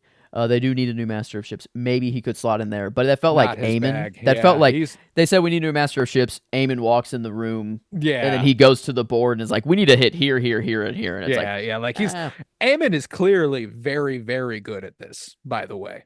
he's the tactician. Like he is like sitting down with, of course, Kristen Cole doing the little, Yeah. gold pieces on the maps and whatever. And they're Yeah. the ones actually thinking of the tactics and what you should be doing in wartime, I guess. Like even if they weren't going to take it by dragon, that's what they're talking about. You know, Yeah. like they're like, okay, if we're gonna do it the way they want to do it, this is how we're gonna do it. Mhm. And they've got it like they're like, well, fuck this. If I could just ride my dragon, you could lead the van. We'd bring the whole fucking Yeah. kingdom to heel in weeks. You know, like They're it'd like be playing chess. It's crazy, yeah. but And like it's like, dude, I believe they could. You know, like I 100% believe Aemond and Kristen Cole could fuck this shit up if they wanted to.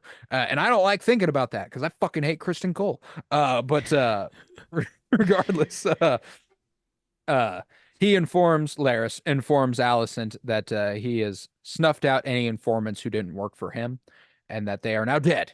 He has handpicked her new staff. That's kind of just the extent of that conversation. And she then has a bath. Her attendants attempt to bathe her, but she takes the matter into her own hands, dismissing them. And she cleanses one spot specifically with a coarse sponge, perhaps a remnant of her previous nervous, self-harming tick. yeah. I wondered what the handmaiden kind of grabbed some, I don't know, sprinkled some, like I don't know if she was just cleaning her Salts, bath hands salts. or something. Yeah, but it was kind of like Alicent seeing that was kind of like, I don't want these people here. And like, why was it? Because of she knew that these were Larys's, people now, and that she's just being watched. She doesn't feel private, or I think that's part of it. I think that's part of it. You know, I think the other thing too is that I don't know if you remember at the end of last season, whenever Larys is like, I did it, I had them killed, and she's like, bro, why the fuck would like, you do all that? Like mhm. she doesn't like that. She understands that it's something that Larys is going to do, and she's kind of putting her head down, but Yeah, I don't think she likes the idea that if she lets something slip to any of these people, if they happen to say something to the wrong person, she could inadvertently be the cause of one of these people's deaths without mhm. even knowing that she caused one of their deaths. Yeah. It's Littlefinger is like, I feel like he just kind of mirrors Littlefinger a little bit, but Larys Oh yeah. almost is like, no, I'm going to claim these deaths. I'm going to tell you I killed these people. I placed these people here. I did all of these They things. no And longer like, breathe our air. yeah, homie is Littlefinger would like cover it up. He would have the person murdered in a way where it doesn't look like Littlefinger did it. But Larys is just like, no, I straight up killed those people, and these new people I cut their tongues out. They can't even speak anymore. And I mean, this dude is scary. Very, very Fucked. scary. Yeah, very And fucked. I think Aegon likes that. I feel he's like gonna it's dig Larys. Yeah. mhm. And I think that that's an inevitability. And Larys, I'm interested to see if when perhaps he becomes Hand of the King, and if he does, if then he pivots away from being Alicent's Mm. lapdog, He got or there. if he Yeah, if he it's like starts being he's climbing the his, ladder. like And mm. he'll be at that table cutting her off at the knees and kind of deciding stuff. Like I think that could be interesting. But He's got dirt on her. He's like another he can. yeah, he does. Another motherfucker that I fucking hate. I hate Larys, but That's true. he Yeah, killed Harwin. I'll never forgive him for that. But yeah, that we are then sucks. That sucks yeah. hard. Yeah. But We are then in the throne room where King Aegon the Magnanimous will hear from the citizens on various petitions. The Magnanimous, really? I don't know. I loved that whole thing. Whenever it's just like his boys. Like it's just his homies who like introduce him. It's not even like they're anybody important. Mm-mm. They're just like Aegon's friends. He's like, all right, come with me, bros. Let's go. And they're like, stand before King Aegon. Hail King Aegon. You know, like it's Mm. very funny. I like one thing that's super funny about this is that like obviously from season one we know we don't fuck with Aegon, but there's very little about this premiere that makes me not fuck with Aegon. You know, he's he's very clearly just a kid who became king, you Mm-hmm. know, and not, and obviously he's got some of those tendencies like Joffrey, where it's like, well, I have the power, I'm gonna do whatever the fuck I want with that power, but he isn't sadistic, Yeah. you know. Yeah. He's like, give He's the eager goats to back to please, you you know. guys. Yeah, he Yeah. wants to be loved. He wants to be, so he's trying his best to be a good king. Mm-hmm. But the difficult thing about being king is that you have to make the tough decisions, and he just doesn't understand that yet. But you know, the first up is extremely nervous, and Aegon's like, "No, it's all right. You don't need to be nervous." Which is another like, "Oh yeah, all right, cool." And he's a herder whose flock has been diminished immensely, and he will need them for the coming winter. And Aegon's like, "Yeah, yeah, fuck yeah, man, we'll give him back. It's fine. Yeah, we don't need him." And Otto heads to the throne. He's like, "All right, buddy. So check this out. If you do this for him." Then all the herders will come back looking for their shit. And we already made it clear that we need them to feed the dragons. It's wartime, you know, like we can't do this. And Aegon's like, okay. And one of my favorite episodes of the line of the or one of my favorite lines of the episode, not one of my favorite episodes of the line. Mm-hmm. One of my favorite lines of the episode is delivered here whenever, you know, Aegon's like, nobody will even know. Like it's not that big of a deal. And Otto says, when the king speaks, your Mm. grace, all hear it. And I was like, Otto's always got these like dope ass lines where it's just like Mm-hmm. he's been hand to three kings, you know, Yeah. like he knows shit. It's no joke. Mm-hmm. His little slow walk up to the throne to like tell him this for Yeah. the first time, and then like the next time Aegon's like, "Yeah, we'll give you all the gold, man," and he's like, he starts to make his walk again. You know, he's just the slow walk, and it's clear to everyone in the room that like obviously this like decision came from Otto, and then he like Yeah, realizes like, that mid walk, and he's like, "Ah, well, can't walk," you know. He's like, well, fuck it. Yeah. "Whatever, too far gone now," and it's Yeah. He this. walks all the way down and Aegon's like, yeah, on second thought, I The don't crown think is actually decided that the goats will be kept here. We do need them for the dragon feed. the Sorry, sheep. guy. Oh yeah, Uh, that's right. He thought they were yeah. goats first, and he's like, "Oh, Yeah. even better. We'll give you your sheep He's back." like, dope. I really don't need sheep. And he Uh, calls for the next person to step up, which is someone worried about the salts coming in from Essos being prevented by the blockade. Noggins like, fuck that. Blockade won't last long. I'm gonna burn them the fuck. I'm gonna burn them the fuck away. Get the fuck out of here. Um, and the next is a local smith named Hugh. And the fact that he gets a name makes mm-hmm. it clear that this guy is going to be something. He's Mm-hmm. going to be a part of the show. Um, he says that the cost of iron continues to grow and that the scorpions are incredibly difficult to build. It would be well to be paid ahead of time, uh, ahead of their production. And Aegon grants this Oh. request to Otto chagrin. And as he heads for the throne, Aegon ends the matter, saying, to win this conflict, we're going to need the help of the small folk. And this was one of those things where I was like, dope, you know? I'm like, Aegon's like it's just his child nature, and it's just like, but like I don't know, he was a potential character for me just because of how much I somewhat care about him now, and like, yeah, I'm like, oh, and like, I know he's a piece of shit. I mm-hmm. know he is. Like, I can't forgive somebody who is like, we know on in the context of the show is a rapist. Yeah, He has, yeah, you know, like that's love somebody to I watch cannot. child like fighting as well in the pits Yeah, and like just went around. Yeah. weird fuck. Don't Hmm. like him. But like, it was cool to see them kind of almost like because he never thought he was going to be king until the day he became king. That's You know, like yeah, that's he true. thought Rhaenyra is the heir. Dope. I'm set. I'm good. There's literally nothing I need to worry about. You know, like he's like, fuck it, we're chilling. Um, and then and then he became king. So not like there's an obvious patented switch in his behavior. He is Mm. trying his best to be kingly. He Mm-hmm. observed his father. He's heard of Jairus. There's all sorts of history here that he feels like he has to live up to, and he wants to be loved, and he wants to be among them and considered among them. So there is a cool switch up in him for now that won't last. Allison even points it out later, like we'll just wait for the zeal of, his newfound power to wear off, and then we'll be Mm. good. Mm-hmm. The question is, will that power ever wear off on him? Oh, sorry about that. If you're watching, Mm. that probably was, shook Yeah, it up a little bit. I feel like when he gets that first taste of like a true, like he sent a dragon somewhere, or maybe he even went, or so. Like I feel like he's gonna get a taste of war, and when that happens, he's just like he's gonna go and like not. Yeah. He's like, I am the king. I don't want to like. I think Laris getting in his ear right now is. I Hmm. think that's what Laris is. I don't know if that's his goal. I don't know if Laris is just trying to climb the ranks for himself, or if he really wants to plunge like the crown into war.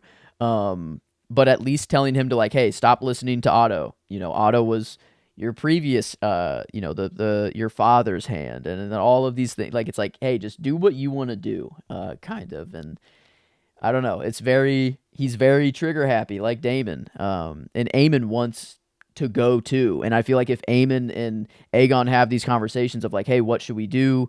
Aegon's like, hey, I already have these plans. We've thought about it. We have like, here's plan Right. A, plan B, plan C, and they just go. And yeah, I don't know. It could be really, really scary.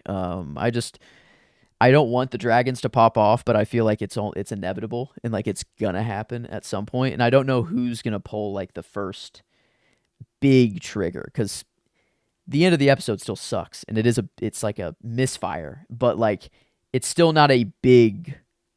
Oh, it's gonna be Aegon. You think? Oh yeah, they To just murdered his son. But then what's their reaction? What do they go for now? Is it like because it was son for a son, before. Now it's do they go for I think he's gonna go burn the fleet. Jaceres? I don't Oh. think he goes for Jaceres. I think he Mm. takes the first action that is available to him, which is like, I already wanted to do this. They've been tempering what I wanted Mm. to do. They did this.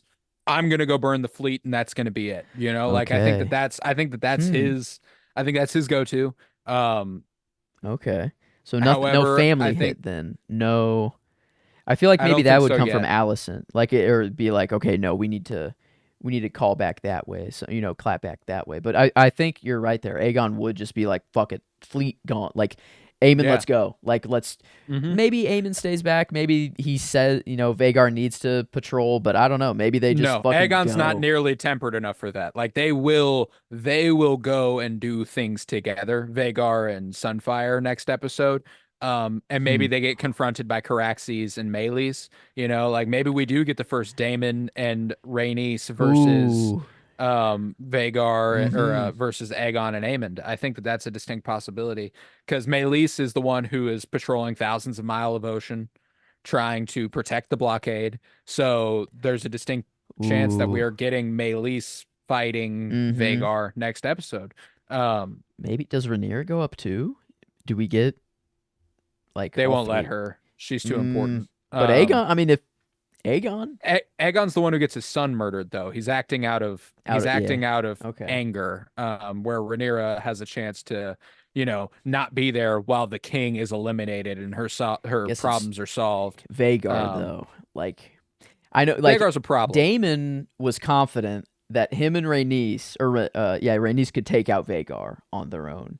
But maybe Vhagar and Sunfire, they're like, okay, now we need something else now. Like Yeah. there's uh, a new player, and maybe that's I don't know, the other Yeah, mysterious Vorthamir or unknown. Vormithir or whatever the fuck.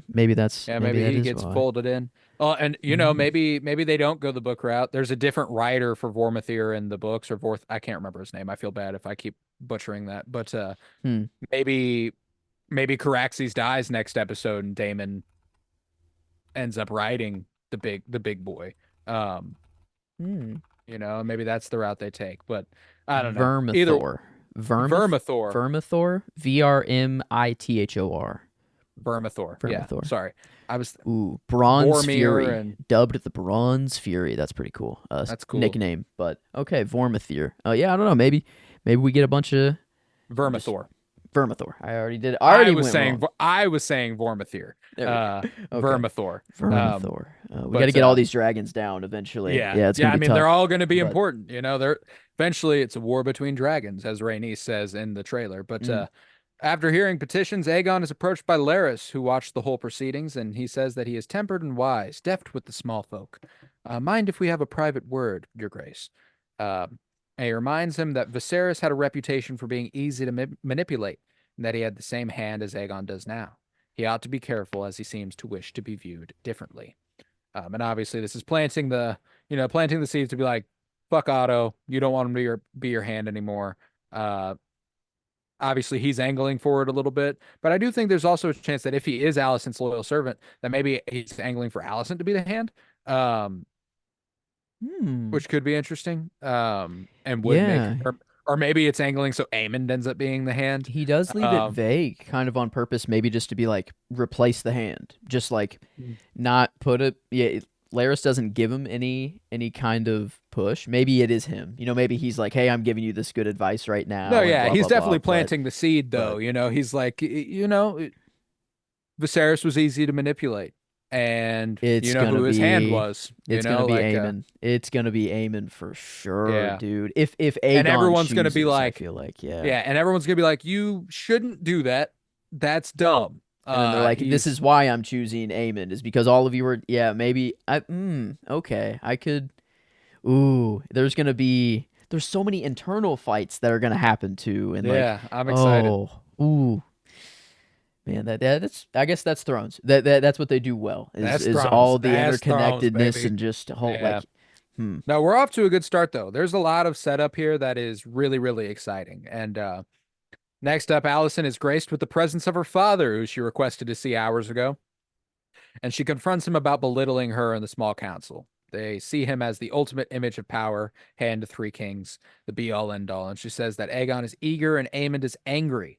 She worries that his tendencies are darker than they can fathom, but Otto brushes it off as the caprice of youth, and she's like, okay, maybe, but her son needs her, even if not publicly, and if he shirks her voice, they will listen to it less. And he says he hadn't thought of it that way, and genuinely he concedes it. He's like, yeah, I hadn't thought of it that way. And she says that they only need to mind Aegon until the novelty of rule has run its course, and then they will have the true seat of power in the kingdoms and steer the war. And he commends her for this fine strategy, but she must accept that their path to victory now is one of violence. And she says she knows, but that does not mean it has to be wanton. Yeah, and her like, whenever she said like, she wanted peace, or she Victory. victory, yeah, and then Otto was like, well, let's make sure we're Yeah, how do you define victory? yeah, what do you mean? And it's like, well, just we're on the Iron Throne still. Rhaenyra doesn't have any beef between it. We're all cool, and everyone's just peaceful. And it's like, well, yeah, like obviously that's what you want, and that's a victory for you. But there's no world where that happens, like where Rhaenyra and Daemon, especially I feel like, is just allowing you to sit the Iron Throne still and all of that. That's right. It's just not going to happen. And I almost like laughed. It was almost like funny whenever she's like, "Yeah, I mean, I know that that's her victory, but it's almost just like, well, obviously you both know that this is Yeah, it's not possible like, that way. not gonna happen that way." But I don't know, wanton. That was the first. Is that just like? It was the first time I've ever heard that word. Oh, no like, kidding. It doesn't mean Yeah, it just means just like, rampant. It doesn't have to be random. It doesn't have to be. oh, More people don't have to die than is absolutely necessary. It doesn't have to be like they don't want that's a good word. Aegon to go to to Harrenhal and the Riverlands and burn lords if they don't bend the knee. Okay. That doesn't need to happen. Anything that doesn't need to happen, they don't want it to happen. That's the violence doesn't have to be wanton. Good word. Yeah, I like that. Yeah, kind of just King of the Ashes, Queen of the Ashes rolled into. yeah. Just don't want to do that. So Don't want wanton violence. But like that. yeah. good word. But it is then that Daemon arrives in King's Landing. He notably missed Lucerys's funeral for this. He approaches the city, a city watchman who recognizes him. He's like, "Oh, what's up, buddy?" And they agree. Fuck the Hightowers. Mm-hmm. And the gentleman sneaks him into the city, posing him as a prisoner. And they arrive upon a rat catcher, and Daemon enlists these gentlemen to assassinate Aemond. He tells them to look for silver hair and one eye. He offers the man assurance by giving him half the payment now and promising the other half when the job is done and the deal is made. I gotta question Daemon's intelligence here a little bit, man. Um, this is just some fucking guy. This is a guy who catches rats. You think he's gonna like be able to kill the prince? I mean, so there was it just pay this guy to get into the castle, and then the rat catcher, the big dude, was supposed to do the killing, or like was it did this dude that Damon paid bring just the big guy to like I guess the big dude who carried I think it's numbers. Like it's like they could overpower him together. You know. were they both sitting there when Damon was like talking? Yeah, Because I feel yeah. like, I don't know why. I just feel like I only remember Damon talking to the smaller guy He's only only. talking to the smaller guy. The big guy's already He's agreed just and standing beside Damon. oh, is it the guardsman? Like it's just him The out city of watchman. Yeah, oh, he's yeah. okay. Okay. So that makes sense then. But yeah, I mean, I don't know. Like if you're going to kill Aemon, like that's your goal. You're killing I I mean, it mean, does have to be somebody who he wouldn't see coming, that he wouldn't second guess being important in any capacity, you know. feels like this should just be a job done by Damon. Like He should somehow sneak into the castle and he's the he one should who find his way. knows he's the one who knows all these secret passages. Him and Rhaenyra, like he literally snuck Rhaenyra through them or whatever. He could get into Aemon's room and kill him in his sleep and boom, done, over. Like it's almost I don't know. Like it is just kind of like you're trusting this massive, massive play. Like he's Yeah. doing And there in is you know, there is a risk there. If he's the one in the Red Keep, if he is in there, if he gets caught, he's a very mm, important prisoner of war. Like that's true. it's a whole other ball game if he goes in there. Like it is, there are a lot of options to weigh. I just don't know that this was his best play, you know? Yeah. He's proven his point by, acting on his duty and not having his feelings cloud his judgment, whatever. So he's not at his son's funeral. Well, not really his son's funeral, but he should be there Right. for Rhaenyra, right now. But he's not His because, great nephew, oh yeah, great nephew, also also stepson. stepson. Yeah. There's probably a couple more in there, but Mhm. yeah, just he's always tactics, war. That's all he cares about right now. I feel like he's trying to build his image up that he should be the king. Is what it's almost feeling like. It's almost like I don't know, maybe that is just his character and that's what he just does and that's who he is. He will always do the act and not care about the feelings at the time, whatever. But it's almost like he's trying to be like I'm the one that's doing all the important things, blah blah blah.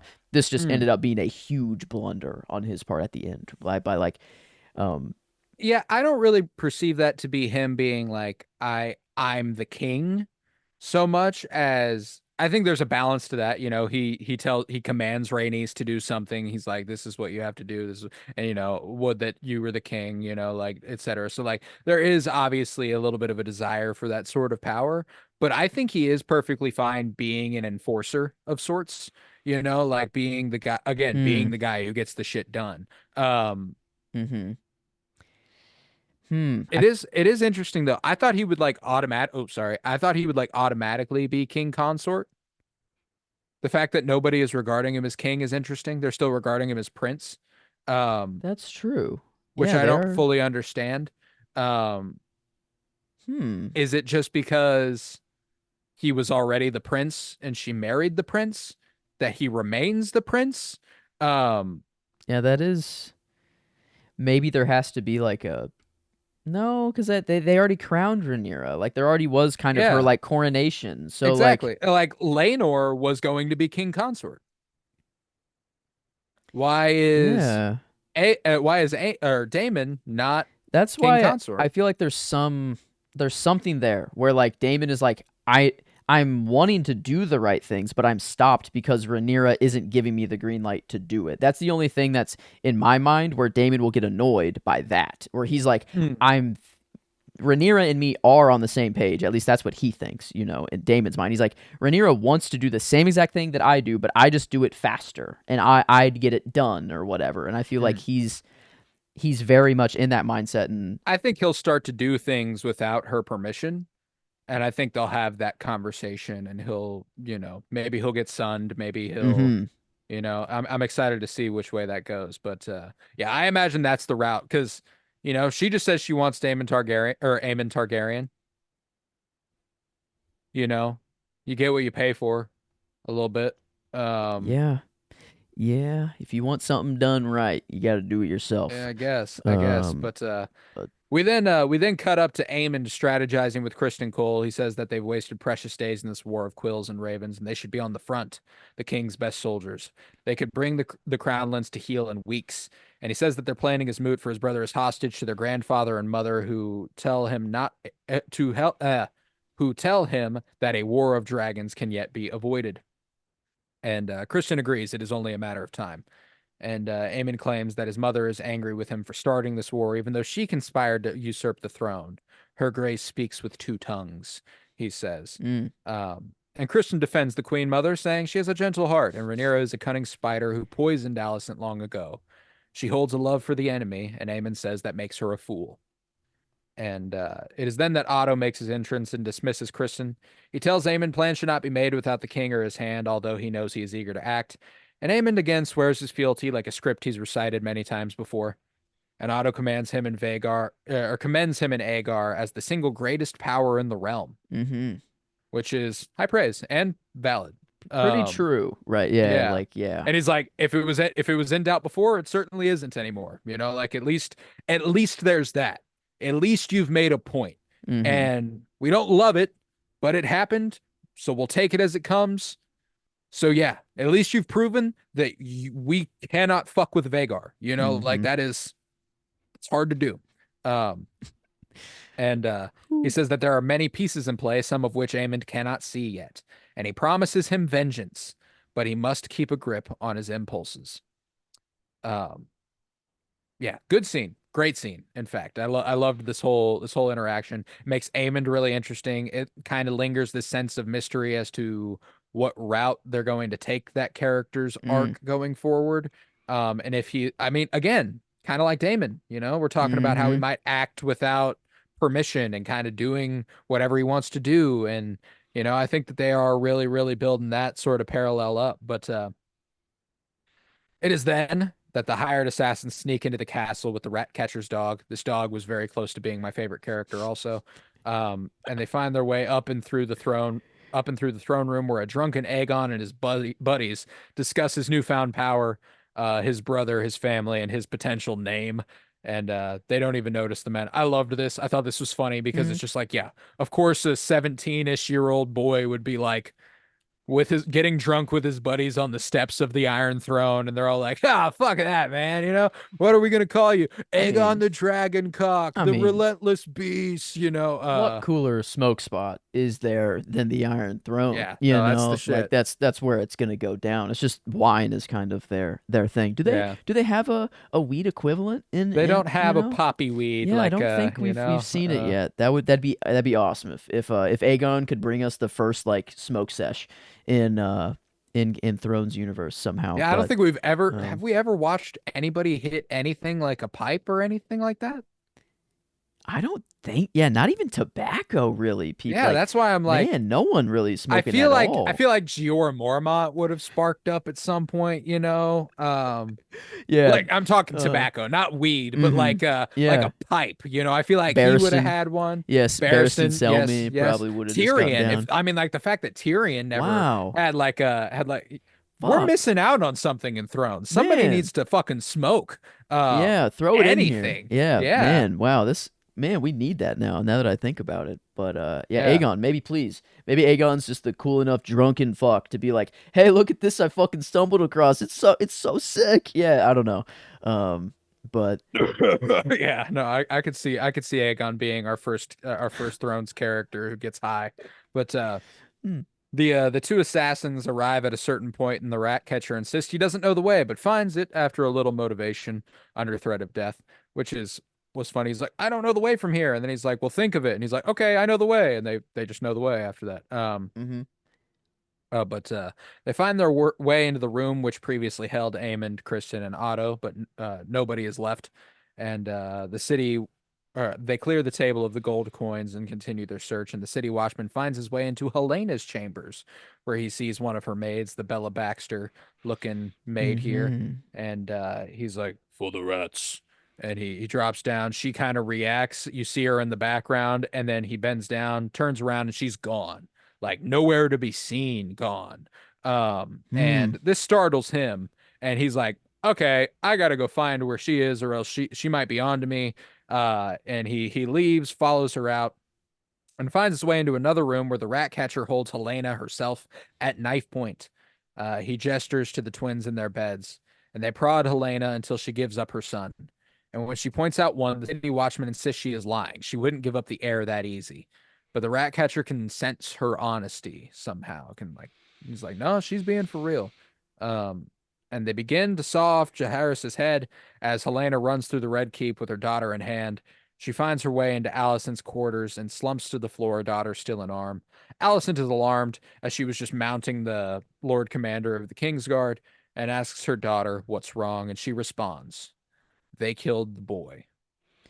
Do we And need thus to is the be end. in the room hearing it while it happens? You Ooh. know, it's another one of these things where it's like they're showing such a brutal act. You know, like season one, Viserys and what's the first Emma. Emma. Oh my God! Like the fact that we just stayed in that room and heard it. You know, like we didn't need to at Ooh, the all. sawing sound. The Yeah, the like it's like yeah, bro. I don't know. Like I get it. The kid is dying, you know, like that's what's going on here. There's a child being murdered, There's but no like question about it though. Like there's I don't know. Like it just I don't know. Just this I don't know if the sawing was necessary. Like it just it we I would have preferred if Helena just ran out of the room already and like just I don't know. Like just maybe took a little I too wouldn't. far. I don't know. Like Uh I you'll be shocked to hear that book readers are astonished that this is how they did it. Like the really. book is much worse. Like it is infinitely worse than what happened here. Um Huh. I mean, cuz I was going to throw out like it's weird just because we're talking about babies, whatever, but they're like, hey, just check for a penis, you know, check for a cock to make yeah. sure. Like, we have to be sure here.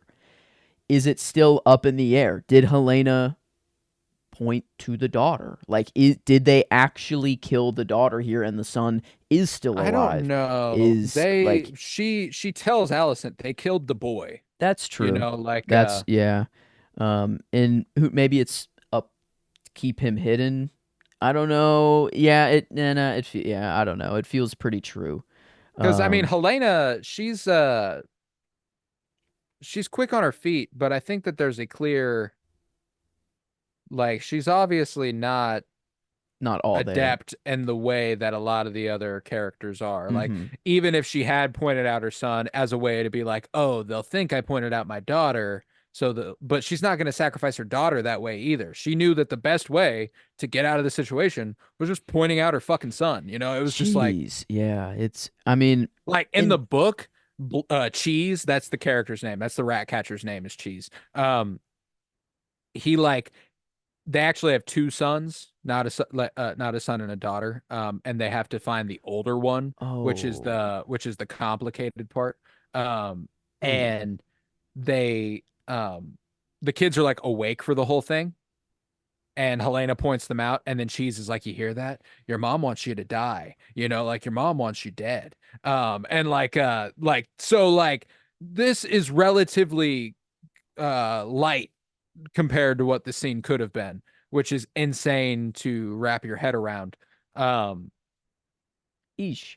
I don't know. yeah. Yeah, it was just another off rip first episode. Okay, we got our brutal act in. You know, we've murdered a Mhm. baby. And that has Very small happened. child, very Um, small child. Yeah. and what the fuck? How do they think that this is like acceptable or like how like Yeah, I they are not getting the second half of that payment. Damon is going to kill these sick guys. sick yeah I feel like he's gonna Kylo Ren, destroy the whatever with his saber, but on them, like he's just gonna take out his anger on them and just slice them up over and over. I Now the feel like it's question is, does he take the head back to Rhaenyra, or does he just talk to her about like, hey, so so maybe I did a thing. I tried to go get Aemond and I hired a couple of assassins, but they ended up killing Aegon's son. Um, Would be funny if which his I'm name was Aemon though. If they like, if Aegon's is that possible? Do we know the his name? son's name is Jaehaerys. Damn it. Okay, so yeah, they got little Jairus then. Fuck. Um, Yeah, yeah. No, they yeah, idiots. They were just like, fuck it, these are the kids we can find. Let's kill one of them, you know? Instead of son uh, for a son, let's kill the son, you know?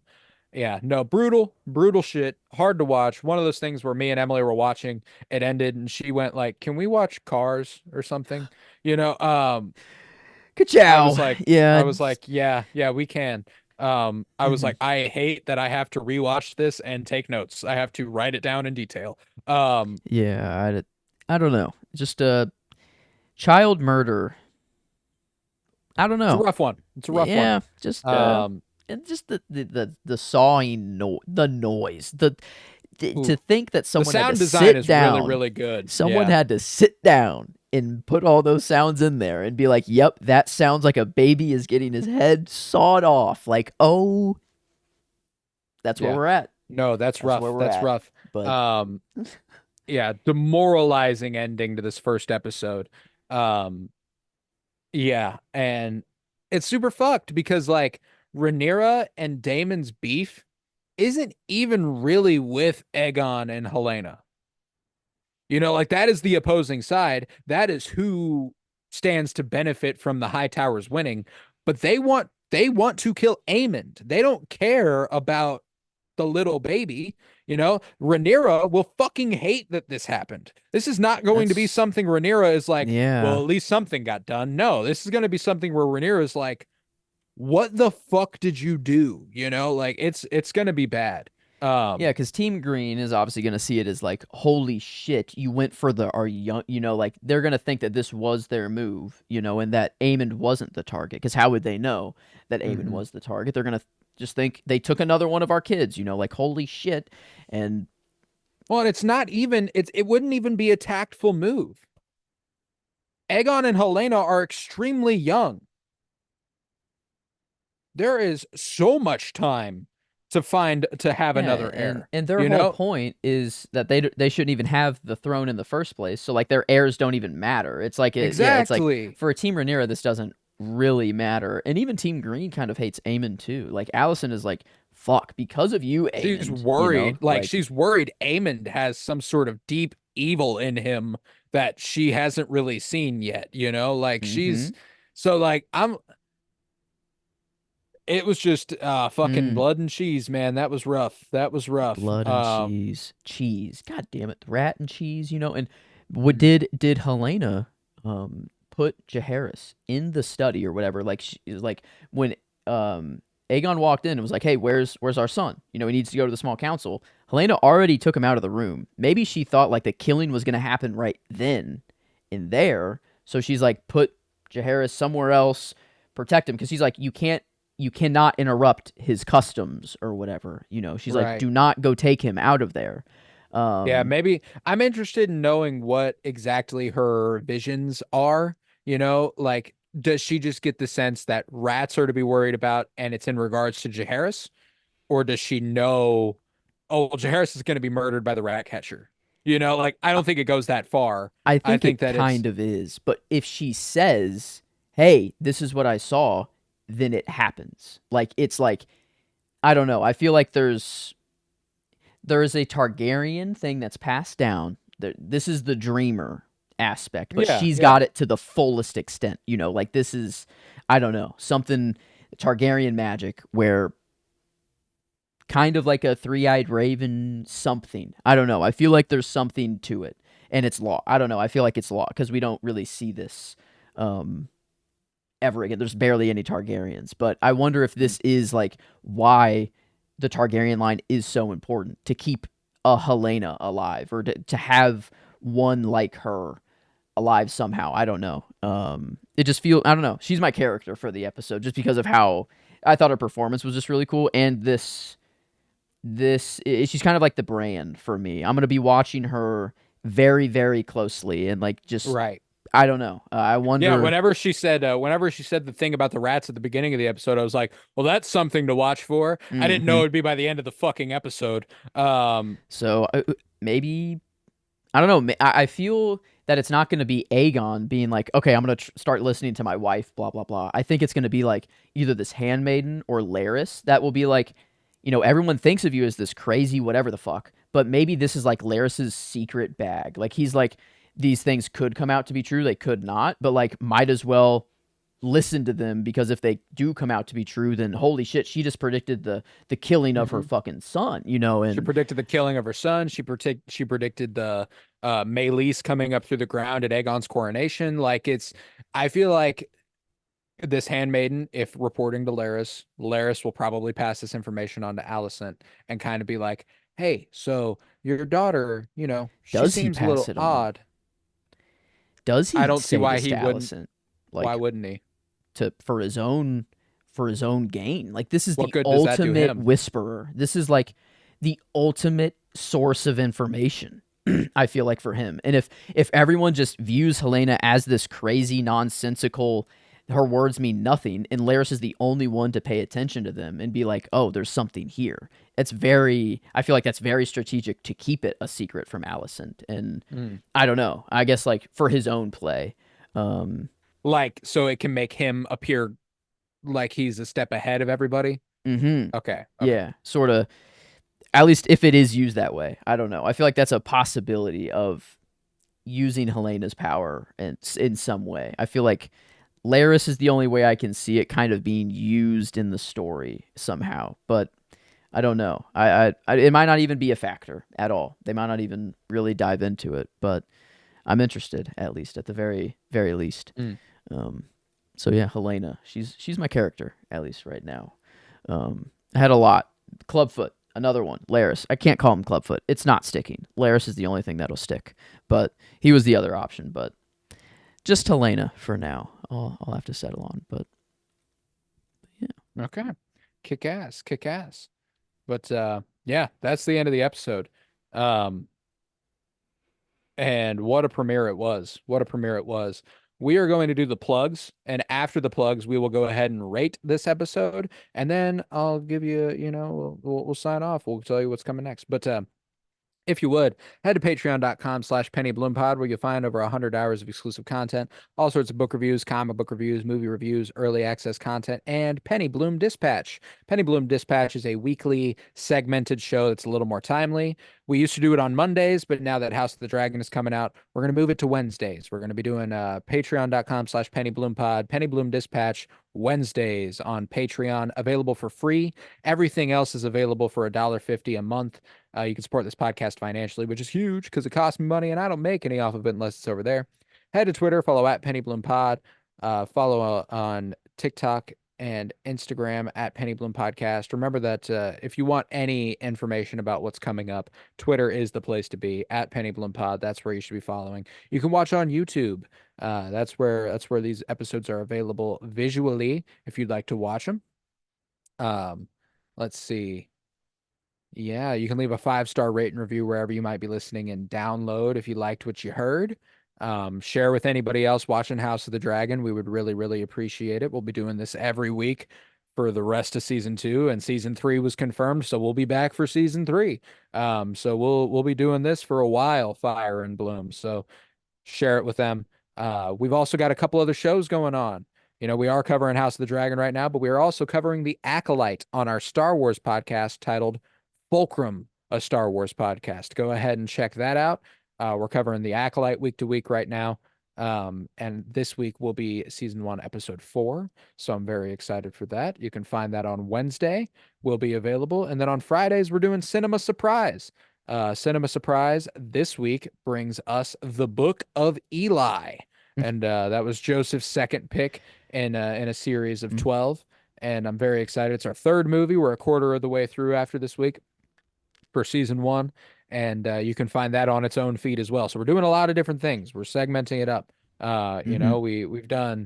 We're doing House of the Dragon, Fire and Bloom on Mondays, a different show, Fulcrum, a Star Wars podcast. Look that up on Wednesdays. Look up Cinema Surprise for Fridays, and that is where you will find our previous couple weeks where Joe picked Tron Legacy and I picked Casablanca. This week he picked The Book of Eli, and at the end of that episode, I'll reveal what we're doing next Friday. So you can check that out on Cinema Surprise. No matter where you're listening, download, leave reviews. We appreciate it. But yeah, with that, let's go ahead and rate this thing. As a season premiere, how are you feeling on a scale of 1 to 10 enjoyment wise? I wonder. I mean, I'm pretty damn hyped. I cried a lot. Well, Rhaenyra made me cry a lot. Mm-hmm. My head is spinning. I'm theorizing like crazy as to what could happen. And a lot of characters that I didn't give a shit about, I do. Well, I might still hate them, but I give a shit about their story arcs, Right. and their characters now. So I mean, I'm pretty high. I don't think I'm at a 10. I don't think it quite did the 10 for me. I don't know why necessarily. I don't know what I could point to, but I'm in the nines. I feel like Yeah. for here. My gut took me 9.25. That was kind of where I was hovering. I The like that. parts that made me feel deeply were expected to make me feel deeply. It wasn't Mm-hmm. like it was anything that like I was like, whoa, I didn't think I'd feel this way. Like, no, I knew Yeah. that in the morning of Lucerys I would feel some type of way. Mm-hmm. Beyond that, there were a few nice little surprises. There were some pretty fucking awful surprises. Yeah. It's Ooh.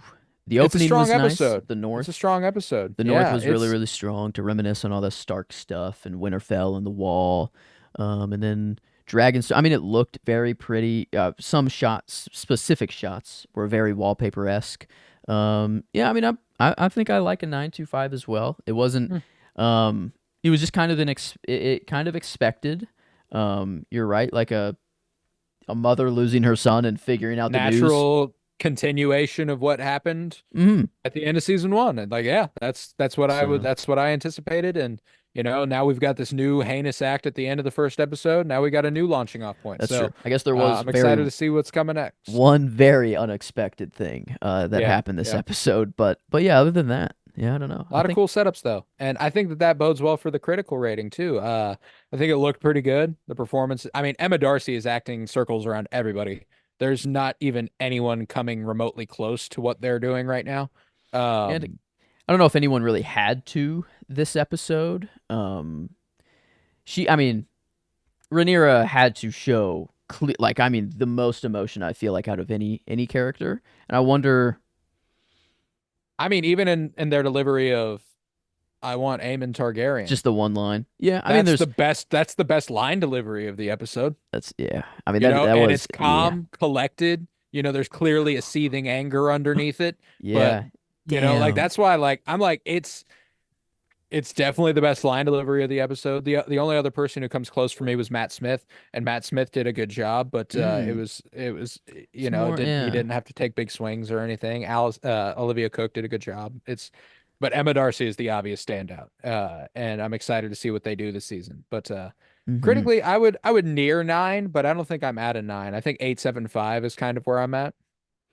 Yeah, I like that. I mean, it's not that they did anything particularly wrong, or it's just a premiere. The pace was actually a lot faster than I thought it was gonna be. I thought we were gonna kind of slow down, and I don't know, like whenever we were moving through the castle, and like you had the suspicion of like Aemon being like, man, maybe we do lose him. I mean, the stakes were there, so like even Hmm. with the premiere, like I'm The like, holy tension was shit, like strong. Yeah, yeah, like I um, was immediately right back in it. Emily was immediately right back in it. She didn't rewatch season 1 with me. She watched the recap at the beginning of the episode and was like gripping my arm at the end whenever they're they did it making their way good. through the castle. Like it's Yeah, good. It's they very did. strong. I think.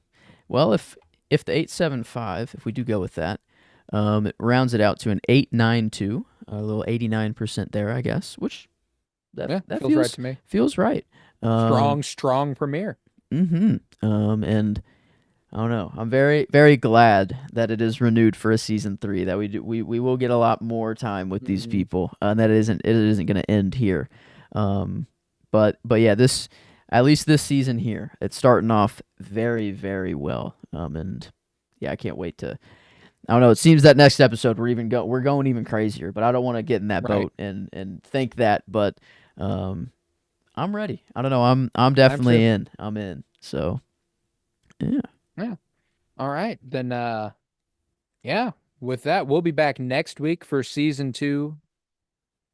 I'm glitching a lot. Sorry. We'll be back next week for season 2, episode 2. Um, next Monday, Fire and Bloom. Be here.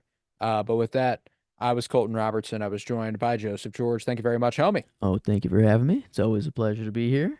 Oh, and it's always a pleasure to have you. Remember, peace, love, and bloom. And when the king speaks, all listen.